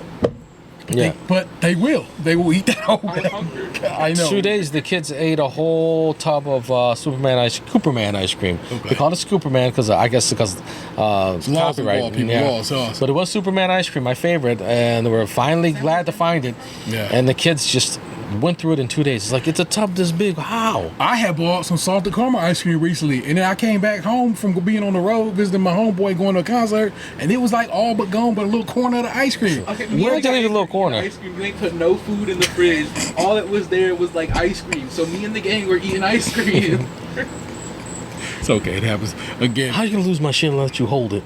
That's a real. Like you left me home on 2 days with like 4 things in the fridge. I'm eating ice cream. Sorry, it's all good. But And almost yeah. came over with scoops and spoons. what you mean? You know what I'm saying? What's that to do with my shit? They got to do about shit. Let's talk about, as we're talking about the cost of it, and you're just talking about the cost or just maintenance in general, because of course you have to maintain a vehicle, Yeah. You have to maintain your home, Vehicle part two. and which is basically vehicle part two. You know yeah. what I'm saying? So it has its own. Yes, it's a house or a thing, but Oh, it also tires. has some. Yeah. You recently had a blowout, or at least you lost a tire, right? So Tires are killing me. Yeah. Yes, that's another thing that's been killing me. So I guess that's not a when you off the road people. I'm making up these terms. I don't. We in the travel life don't refer to you as off the road people like that. But like, you're off the roadies. maybe we should off the roadies. So off the roadies, you don't have to deal with tires as much as we do. I mean, I'm constantly driving that thing. Yeah. Constantly driving this thing. So yeah, tire maintenance is another expense. Okay. That can Kind of hold you down. yeah, vehicle maintenance is you got to be on top of your vehicle maintenance. Yeah. I'm due for an oil change and a tune-up. It's been 100,000 miles. Okay, so it's well past time. Yep. So you should probably do that while you're here in the great state of Michigan. probably, the great state of Michigan, where they basically invented vehicles. Yeah. So not really, it was the Germans who did that. I don't want nobody writing me in talking about, Doctor or whoever. Yeah, I get it, but Ford was here, motherfucker. Shut up. So you have to drain your air conditioner. This is the thing we came across the other day. What the hell is that even involved? There's water. I got to go on the roof and to get this section that's full of water and just dump it out and put it back. So what's funny about that is not funny, but it's like I've seen a couple of videos of people in like California where they have their HVAC is in their ceiling. So like, is it basically in the attic? If you want to look at it, it's not really an attic, but it's just kind of where it's situated, and it has.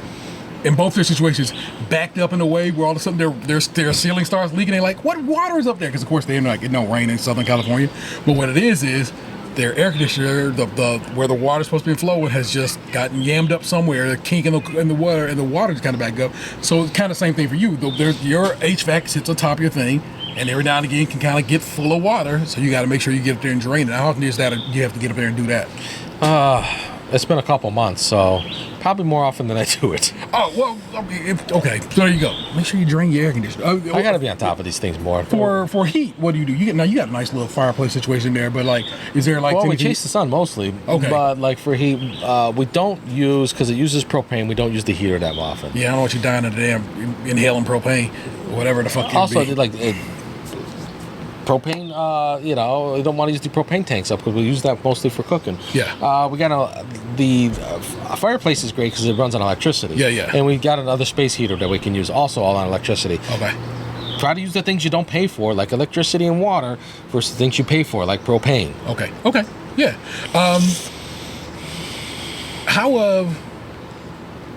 Have you ever had a situation where you're like, God damn, it's cold as shit in this bitch? You know what I'm saying? Where you like, it was like, okay. Well, I remember you was out in, where are you out? In the Dakotas, in Wyoming, something like that, where we actually, had to end up replacing this whole thing. Because you had that happen to you before. This is our second rig. This is not our first. Yeah. We had, do the research, people, on what you wanted, because this is going to be home and it's got to stand up. We had one kind that we loved. This one I don't love so much because it didn't research as much. We just wanted to like all right, this will do. Okay. It's got enough room. Let's just do it, because we had to pick up a new one. Yeah. Insurance is important. That's just life too. Yeah. You insure the home you live in. You insure the vehicle you drive, and you don't cheap out if you can. So you got caught up in you'll pay in the long run. You got caught up in a serious ass hailstorm. Hail this big as my fists, and just hitting the RV. Yeah. And destroyed it. And basically, where the insurance is just like, we're gonna call that a total, and let's get your this new one. Yeah, get your replacement, which is kind of dope. I mean, that is why you pay for insurance, people. Yeah. Do you? So you've owned a home. Do you find RV insurance better pricing, better deal, or worse deal than? I mean, you pay less because you got less to insure. But okay. Homes come with their own thing. Yeah. You don't have a whole roof to replace an RV, and even if I did, it's going to cost less than the home roof. Okay, I get that. So, what other maintenance do you have to do to this that that you won't have to keep up on? I should wash it more often. I really should. I'm sitting here realizing these are the things I should be doing better that I'm not. But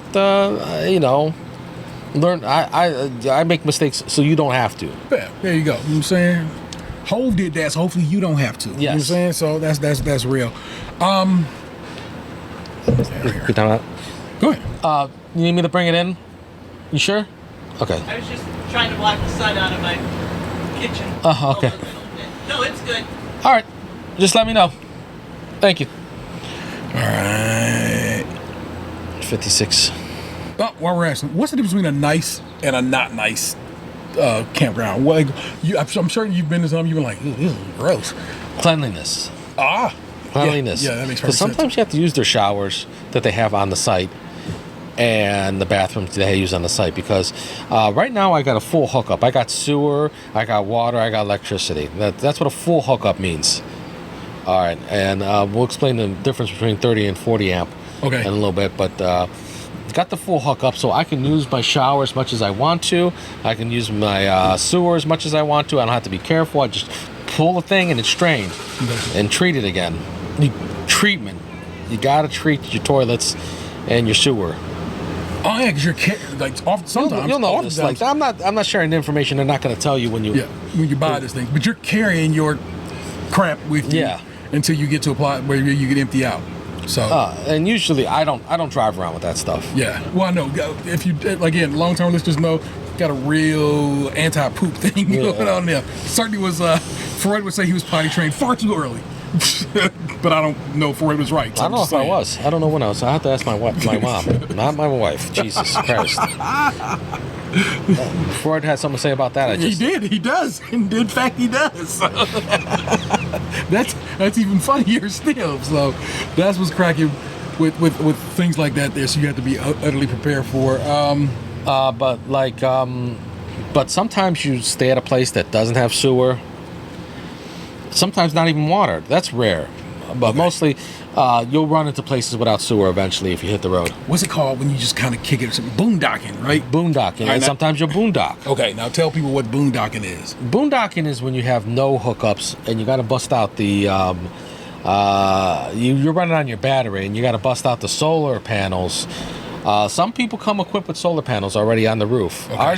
Ours didn't. We paid less to not have a solar panel, but they provided us with a solar panel that I just hook up to my battery and hit in the sun. Okay. So boondocking is best when you have sun. Okay.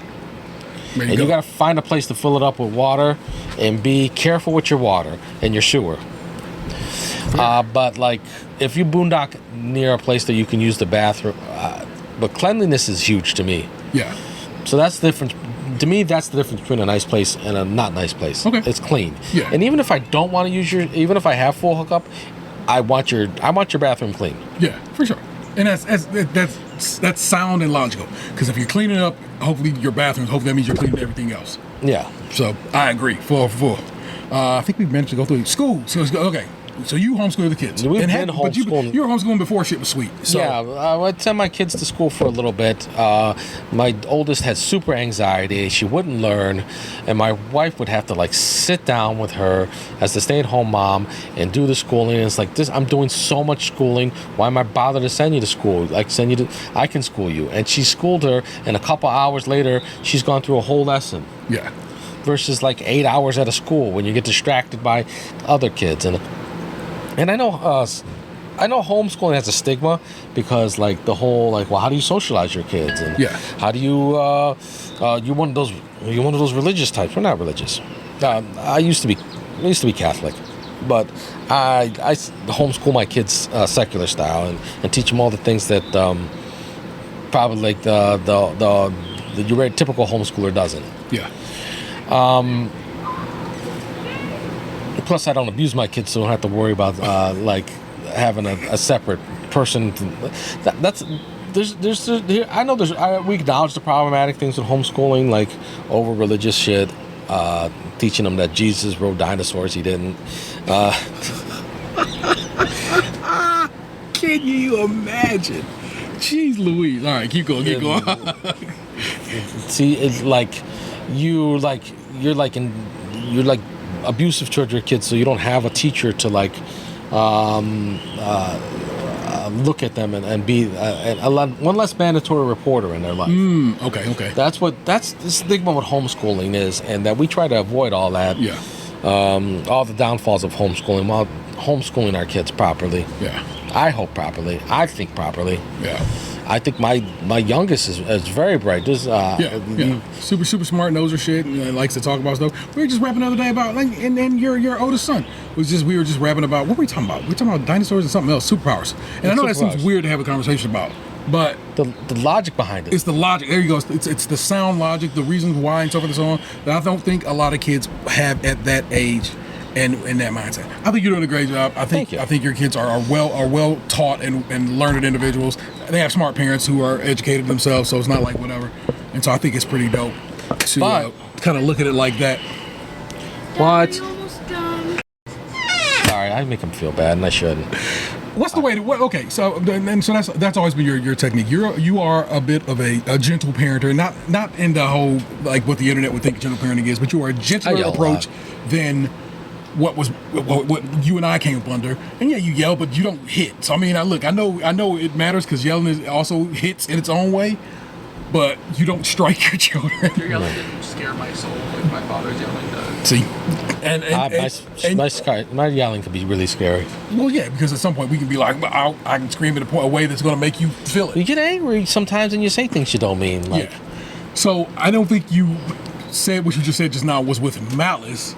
But it was with intent, and that is, hey man, if you let me just do what I'm doing, I can get this done. So it's not you weren't shitty, but it felt shitty to you. Yeah. And I'm sure you'll talk to him about it. That's the thing. Because what it is you'll hold one with him later and be like, I'm sorry that I talked to you that way, and if it made you feel bad, let me say I've given out more apologies than my dad's ever gotten to me. There. And I think that's what separates a gentler style of parenting than whatever. And my mother has since, as an adult, has apologized to me for the things that she did when I was little, and that's dope. And I'm grateful for it. But I try to apologize to my kids. Do I try to be good with you? I'm saying you would say I'm not, and you don't gotta lie. You yelling just like irks my soul sometimes. Hey man, I try not to get. I don't do it too often, but when I do, it's because it had to be done. It's come to a point though I would just yell back at you, so now it's just like, man, I can't yell at you that much anymore. That's what it is to be a parent, people. And so I don't know. You're in a tight little space. It's not all. It's actually. It's way more. You better than love you your think. family if you want to do this, because you're in a tight space. You don't get a lot of time on your own. So that's kind of the next point I was going to ask you about. You know what I'm saying? What is it like being a family in like I said, in this particular one, we're a little closer up against our neighbor. Yes. You can't see it, but like, I don't want to put my neighbor's business out there, but like right there, on top of each other. And sometimes you get farther apart, sometimes you don't. Yeah, and so you have that, and so, but then of course you're saying you have, and like, life happens. Sometimes you and the missus are gonna have get into a tete-a-tete. How do you fight? I guess because fights happen. We just fight and become self-conscious of it. Like, we got to stop yelling. Okay. And sometimes you're too hyped to start, like, I don't care what they think, I'm gonna yell at you. So Vanessa just sent me this other day. Vanessa regularly says me, and at first I was taking offense to it, but now I'm trying to be like, well, how about we take some lessons from this instead of being mad about it. She sends me TikToks that are about relationship TikToks. Mm-hmm. And sometimes, like I said, they'll strike me in a way like, what the fuck are you trying to say about me? Sometimes she's like, I'm not sending that to you because I'm trying to say something about you. I'm sending it to you because I thought it was interesting. I'm like, okay. And once I started clicking that in my head, but she sent me one the other day, and this guy is a couples therapist, and he said, when it's hot, and I'm not saying to do this, I'm just talking to you about this because I like to say this is what we're kind of talking about right now. He said, when it's hot and there's a real hot argument going on here, try this. And he says, try it 3 times, before you just like take a breather and walk away from each other. Attempt this. And I was like, next time this goes down, I'm gonna use this, and that is basically try to use one of your shared little funny bits. So if you got like an inside joke between y'all that y'all always use to this day and y'all laugh about to this day, and it always kind of softens things up or whatever, just pull out your inside joke. So me and Vanessa, I don't know, we'll talk about Bobby Hill. You know what I'm saying? I do declare, I had the vapors or something like that. You pull out a gag like that that's between y'all two, and it might not work. It's like, what the fuck you throwing this joke out of your hat for right now? But it also could work. And all of a sudden you're like, and you settle. And you're like, okay, hold on, man. We love each other. We mad about the situation, but it ain't carrying no kind of weight like that. And I was just like, yeah, that actually is a fucking therapist. He probably should be. He knows his shit, so that makes logic to me. Okay, so that's a good idea. I mean, I can't do things like Boom Goes the Dynamite because she doesn't find that as funny as I do. Well, no. betwixt y'all. Some of y'all have between you, not a Gabe joke, but a Gabe and his wife bit that y'all have between y'all. Okay. So don't go for like saying me. My shoes are wet, but my cuffs are bone dry. It's hilarious to me. Everything's coming up Millhouse. Great for me, not a Vanessa gag. And I still would love to someone. know how she loves Simpsons. I know, but we have other Simpsons jokes we use, and so I probably I lean got on one things of I those. find funny that she doesn't. Just like, what the fuck's wrong with you? Like, well, okay, I'll be honest. Like, it's a little hurtful, but at the same time, like, yeah, I can see why people think that's messed up. Okay. What's Lonely Virgil makes me laugh for some reason. I don't know what that is. That's for you big time wrestling fans, Virgil was the The the wrestler manservant. when he was sitting It's at fucked up, isn't it? when he was no, sitting at no, saying it out loud, manservant of the $1 Million Man. Yeah, that's well. I mean, can we just go with Butler? Butler. I mean, I know his dressed like a title. butler. I know his title was indeed manservant. That is with the joke they had going at that point in time. But we're gonna go with Butler because it's less racist. And yes, him at a con all by himself, sitting there waiting for somebody to come It get said, sign. then we'll sign over. It says Virgil, wrestling superstar. Yeah, And he's sitting there like, no one's coming to my day. yeah, that shit's sad as shit, dog. I can't believe you laugh at it. That's wild to me. But what makes you laugh is what makes you laugh, and you can't do nothing about And it. boom goes the dynamite. Okay. Makes me laugh. I don't know if anyone knows about Boom, the guy Dynamite, but there's this guy they just pulled out of nowhere to do sportscasting because I guess I don't know what happened to the regular sportscaster. He wasn't the regular guy. He worked there, but he wasn't the regular guy. He's like, shoot, I'll do it, and his teleprompter goes out. Okay. And there's a point where you know it goes out because he goes, oh no. And that part where he gets, oh no, I crack up every time. And then he just fumbles through the rest of it, but he comes up with something brilliant. When somebody hit it from downtown, boom goes the dynamite. I'm like, why didn't you coin that phrase and sell that shirt? Because you would have been a millionaire right now, sir. So I ended up looking that guy up recently, and we like delved into it, and like he's like somewhere out in like Wyoming or something like is where he lives now, and he's fine, he's doing fine in life, and he never did think to like put on a shirt or anything like that there, and because he didn't know he was gonna come back around and be hilarious. That chick was doing like I don't know, you're not on TikTok like that, but there's the Jet 2 holidays is the meme on TikTok currently, but the lady who actually did that VO was like, I have no idea why people all of a sudden, but they're interviewing her on news shows and so forth and so on. Chat shows. Yeah, so it's just like Say it's 50%. 50 pounds. That's what it's like. Said it's 50 pounds. You can That's say 50 $400 pounds. for a family of Family of 4. And so it's like it's hilarious how like stuff comes around to become a meme years after you did it. But She finds those horrible. situational. I mean, some stuff is horrible to her. And so I'm one of those people who are built like this. You know where I am secondhand embarrassed for people. Mm-hmm. So like there's some shows I can't even watch because I'm like suffering secondhand embarrassed. So that's basically what that is for her. It's a bit of that secondhand embarrassment. You can't do nothing about that. It's just an anxious part of who you are. It was just bugging it. I know it keeps flying around me. I'm trying not to murder it because it's just living its life. I'm in its home more than it in mine. So But So when things are going bad, that's when you pine for being off the road because we can argue and not have the neighbors hear it. We can yell at our kids and not have the neighbors hear it. So when moments like that, that's when you hate travel life and you're like, I want to quit, and so I can yell at you without my neighbors being 5 feet away from me. fair, and I get that, and I hear that, which is why I kind of say I want to ask about that because, like I said, that itself has got to be an adventure. We've been this almost 4 years here in November. Yes, it's gonna be in 4 years in November. Yeah. My mom asked about that recently, and I was like, yeah, it's about to be 4 years, I think. And so my mother asked about you all the time. My big brother asked about you all the time. My family, my big sister does not care. but those in the know, my mom and my big brother. She's just an ass. Yeah. Are consistently, regularly ask me how you're doing and check in on and how it goes. Oh, there you go. My neighbor, you know what I'm saying, who helped with raise my kids, same difference. So there are a lot of people who ask about you and hope for you to do well and are doing well. All right. But we're getting to a point where you have 2 teenagers now, right? Or we're at the edge of 2 teenagers. I'm on the edge of 2 teenagers. Yeah.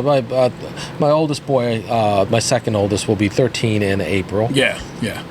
And so it's like that has its own, challenges and so forth and so on. As we I'm not saying you're winding down anytime soon, but the thoughts is definitely in the air, right? Would you guys like to settle down here? Would you settle down here? Yeah. We can't do this forever. So I mean, we could do this forever, but like, let's settle down and get some roots. It's like doctors and healthcare. That's the thing I miss. That stability is what I miss. Yeah. And so, of course, Texas was on the menu for a while there because you had not to settle down there.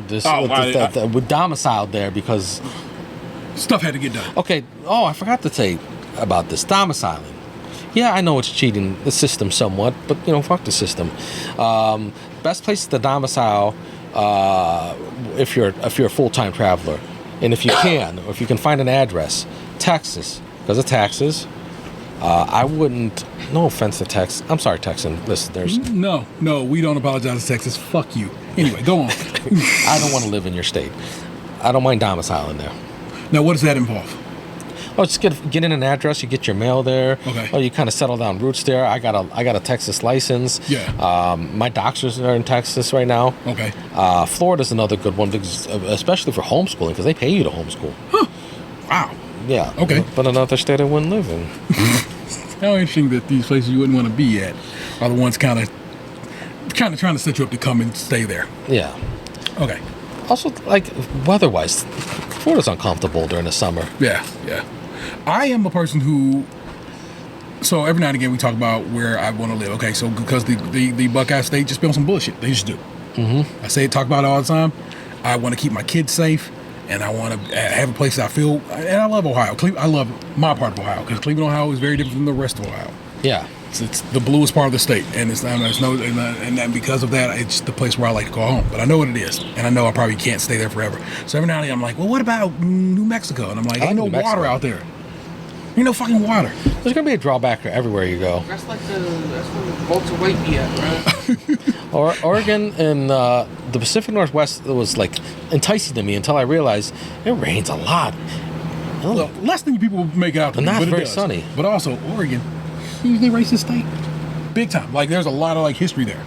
Ron Funches talked about it if you ever want to hear it. Like, he'll talk about how that Oregon has a history of racism, and neo-Nazis and stuff like that there. So I can't fuck with that either.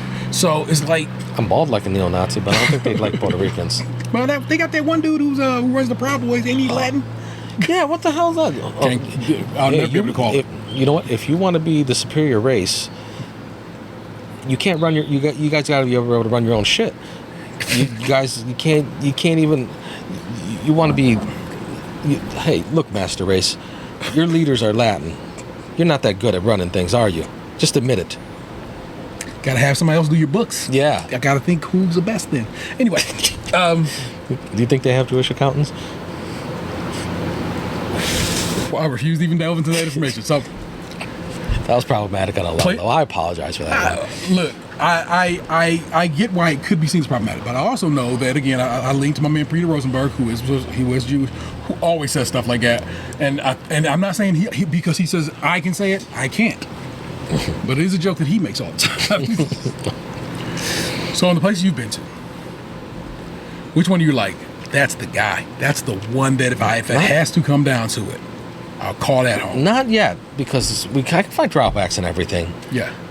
But I didn't enjoy Mississippi's laid back vibe, but that's the only part of the vibe I enjoyed, I guess. Not the last in education and healthcare and all that vibe. Like the Southern States have a nice laid backness to them. I liked Virginia is full of flies and ticks, but I was liking. So of course, some of it. The only part of Virginia I've kicked it in has of course been coastal Virginia, Virginia Beach, Norfolk, where my sister lives. My mom lives now as well. Love it.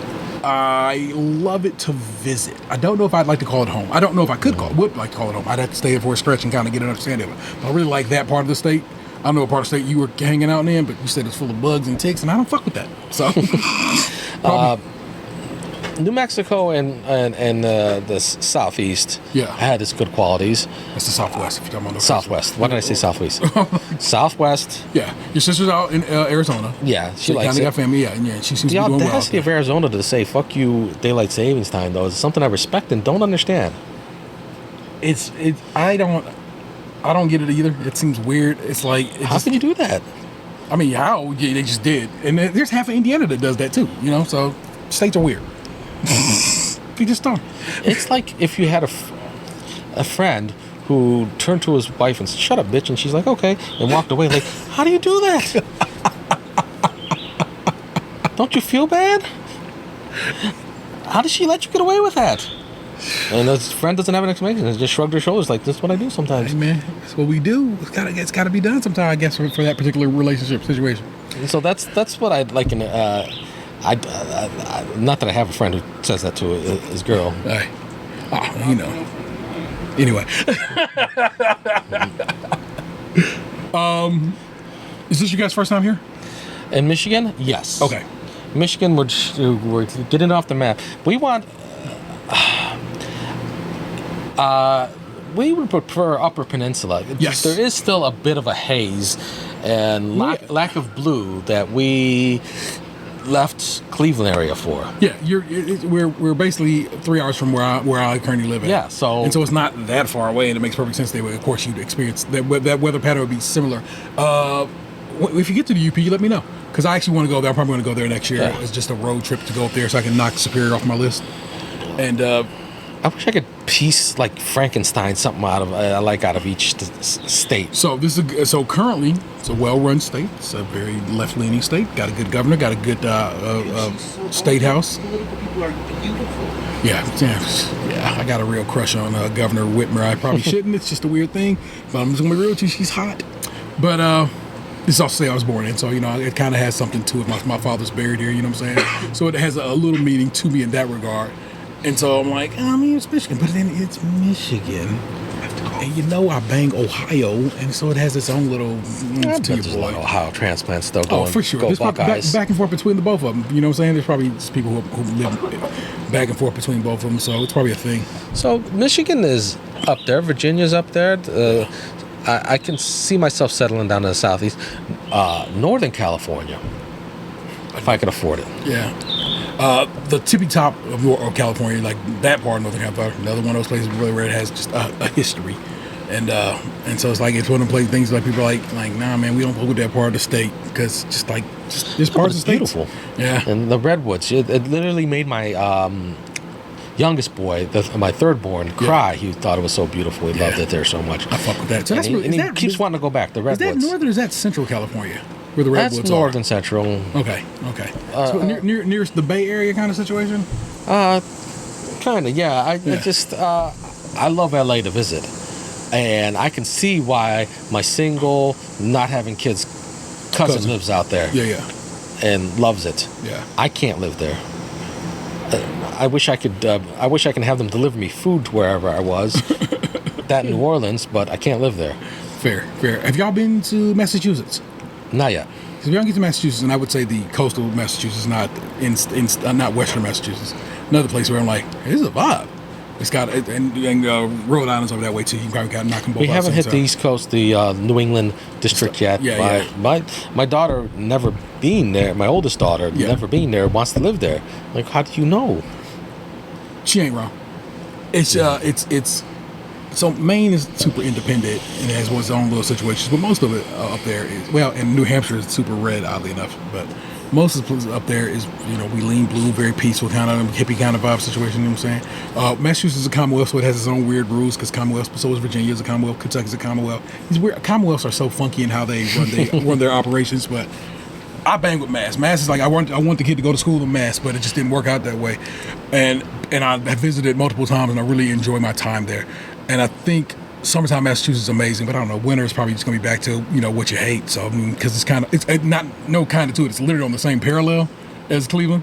So like 90 goes there. You can literally just ride 90 all the way straight, no getting off the road. 90. So you're kind of where you were, and like just in a much more blue Like they vote blue there, bang blue there. You know, Kennedy's from there. You know how that is. So that's how they get down over there. Good Kennedy, not the. Well, I mean, he's from there too, but hey. Well, that's I know. I'm just not referring to the good Kennedy.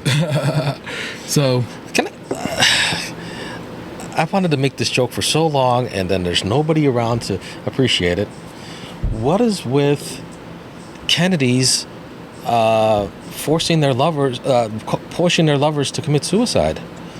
Did that happen to him? You didn't know that happened to Robert Kennedy Jr.? No. His, I think, his first wife committed suicide. Wow, man. And then Marilyn Monroe. Also, the term is die by suicide, not committed suicide. You should know that. Die by suicide. Yeah. All right, sorry. But died by suicide. Marilyn Monroe drug overdosed, and his dad hit that. And was that his dad? Yeah, both. Oh, did both them brothers get? Yep. Wow. I don't want to be Eskimo bros with my actual bro. Gotta tell you that, bro. No, not at all. Not at all. Thank you. I prefer wiener cousins. And Wiener that's what cousins. Eskimo is a fucking term. That is also one of the ones that's like we're not supposed to be using. Sorry, I'm just used to it. What did I say was wiener cousins that don't get along that should? Wiener cousins is a wild turn of phrase, my God. I got it from Scrubs. Oh my gosh. And who is that?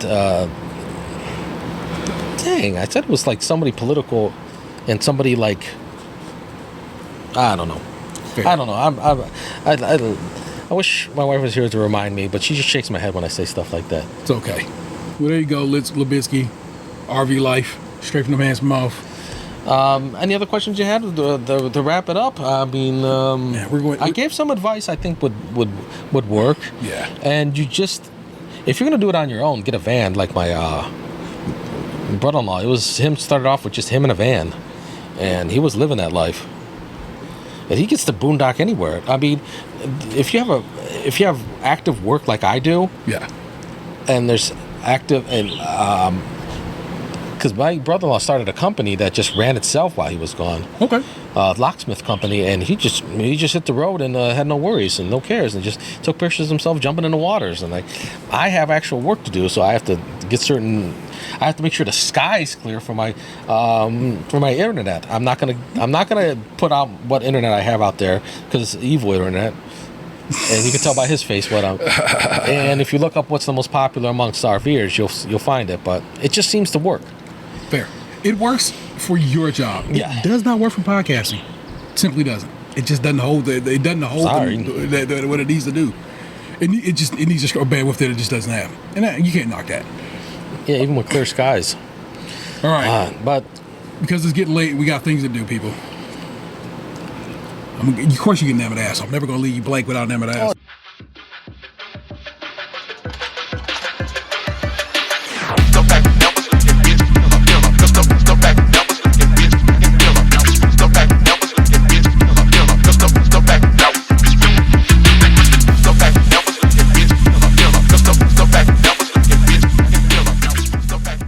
Yeah, got to do this. I love it. I'm gonna give you 3 of them to choose from. You get 1. So these are your choices. You get 1. Am an asshole for denying having shower sex on vacation.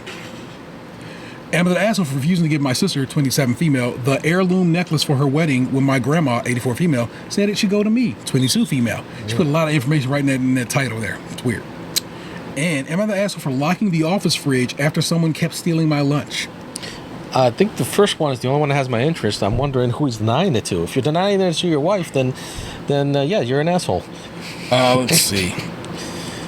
So, yeah, I can imagine the situation. Okay, now I'm interested. Yeah. So I can already tell you that this has been locked already, so there'll be no more comments on it, and they already kind of delete. I'm glad I kept the link to it, because otherwise we wouldn't have been able to get to this. Because if you save a post and they delete it, it won't be in your save. But that's the denial, not the sex, that's got me interested. So don't think I'm a pervert. All right, I'm trying to find you because they always have a copy of the I'm an asshole within the body of the post itself.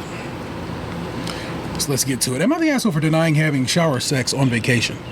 For background, I, 18 female, and my boyfriend, 19 male, went on vacation with my brother, 18 male, and his girlfriend / my friend, 18 female, as well as my friend's parents and sister. We were all staying at an Airbnb paid for by the mom.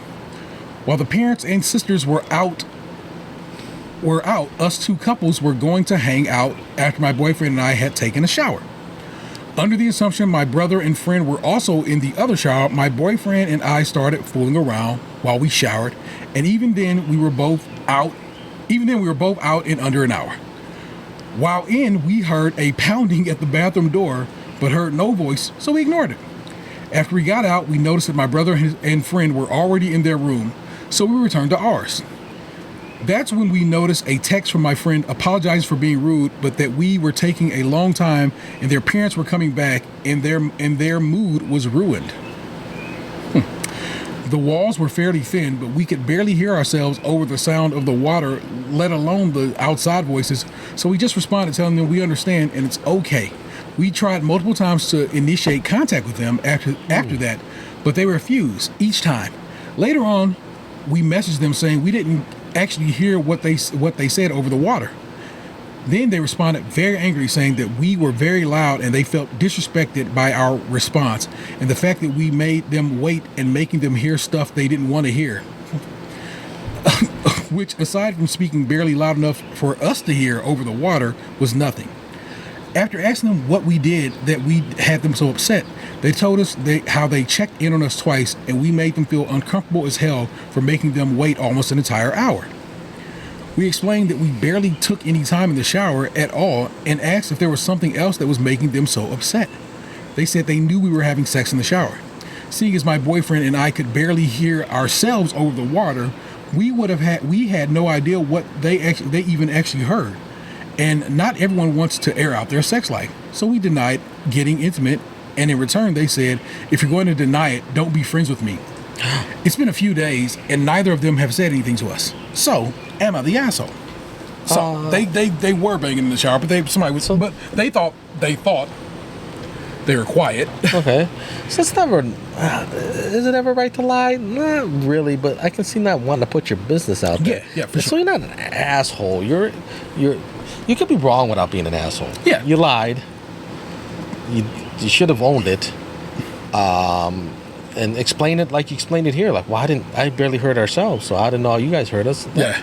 I'm sorry. They probably just heard the noise of sex, not the noise. When I say the noise of sex, you know what I mean? The whatever, but not their voices. So when their mind, like, we were quiet. Well, sure, you're quiet, but cheek smacking has an echo. It just does, and it's probably what they heard. And so it's like, don't deny it, because we know what's what. Yeah, you should have just owned it. Yeah. Oh, he was doing an amazing trick, and I was clapping. I was applauding. I was applauding his amazing trickery. Let's see. I don't think you're an asshole. They're overreacting a bit. They are overreacting. Like, for sure. Like, look, I get it. It's your sister. It would. Me too. For my sister, these guys have seen my face when she starts getting wild on the podcast.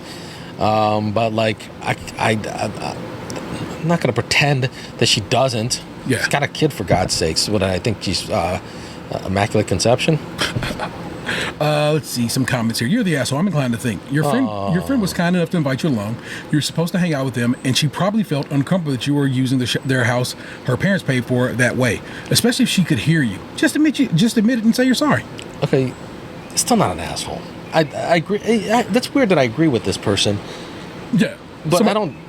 I get you. Somebody responds to them and says, where did you have sex at 18? Your parents' house that they paid for? A car your parents paid for? Or a house where her parents paid for? Teenagers do stuff, and to be a full parent and not see it coming is their stupidity. Yeah, okay. That's right. You just brought a bunch of teenagers along with you. They probably still gonna bang in the house you rented. It's probably why they left the house, in fact, because the parents left, remember? Yeah. Yeah, they probably left. You had to know yeah. it was gonna go down. You're the asshole. You got caught. You know you got caught, and yet you denied it because of embarrassment. Take accountability and apologize. Again, I agree without you being an asshole. Yeah, you're the asshole because not everyone wants to hear y'all, and it's disrespectful to a shared space. Then lying and getting defensive to her face would just piss me off further as your friend. To be honest, you should just apologize and kept it moving instead.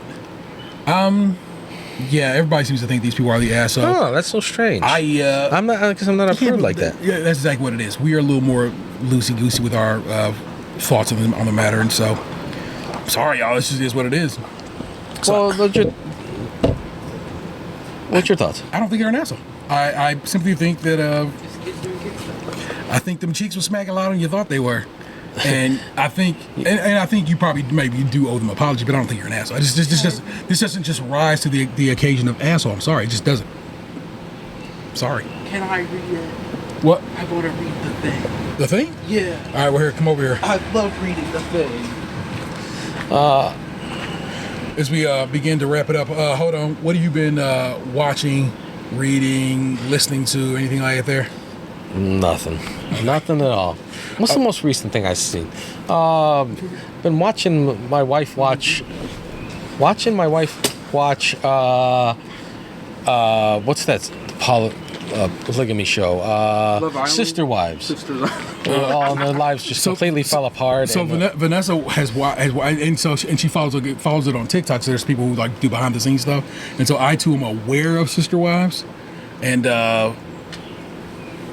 I don't fuck with Cody because I think he's not a good person. No, he's not. But I'm happy that some of the women have gone on to find better lives and better men. For those who want that, and for some who don't, I think they live a better life. Their children seem to be like, nah, fuck that old man. They don't even like their father. No, he has contact with like a handful of his.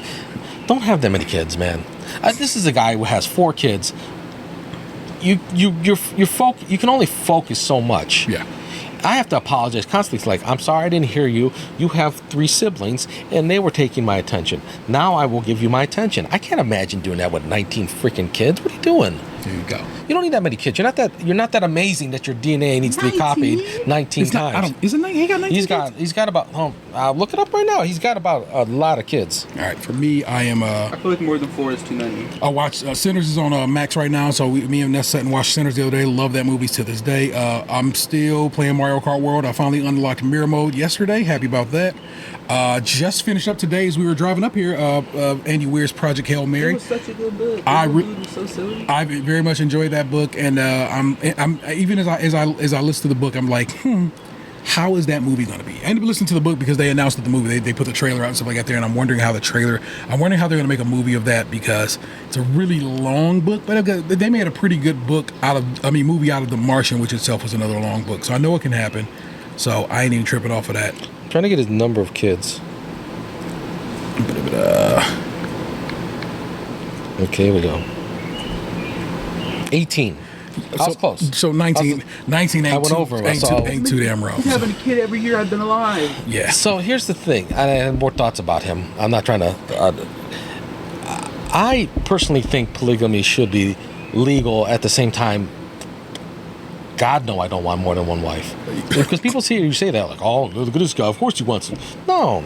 I just like, do what you want to do. Love who you want to love. Love who you want to love. Be who you want to be. If you want to be a polygamist, be a polygamist. But their whole show was built on a foundation of lies. I just want to show people that you can love more than one. Love should be multiplied, not divided. That's what he said. And then, of course, he ends up just loving one woman. Yeah, love. And then it's my fault I fell in love. It's not my fault. God, he's a terrible person. He's just a terrible human being. He is a terrible person. And I know Anthony hates when I throw around terrible for certain people, but that dude fits the bill. All right, y'all. There you go. I get to read. Hold on. So here's your takeaways from the show. What did we learn today? Travel life can be hard, but can be very enjoyable. Don't have kids in the number of teens. Okay. Stop at 12, I guess, if you're going to go crazy. If by the time you hear this, and the Wu-Tang is still going to be near your neck of the woods, go see them. Yes. Well worth your time. If it's not sold out, get a ticket. Yeah. Just pay the fare. Also, outside RV podcasting, pretty great. Oh, cool. That chair was really Have to nice. do it again. Yeah, for sure. All right, I'm gonna pass this mic to my kid, and I'm gonna pass. Just watch out for the weather. Hold on, I gotta pass Don't my taunt phone. it. And I gotta push play on this song. Okay. If the song stops, I'll push play again. Okay. But should I edit this in after the fact, or should I try with the song? Here, I'm gonna try with the song right now. And if it doesn't work, you'll not hear my kid's voice at the end of the show. You'll hear me doing it.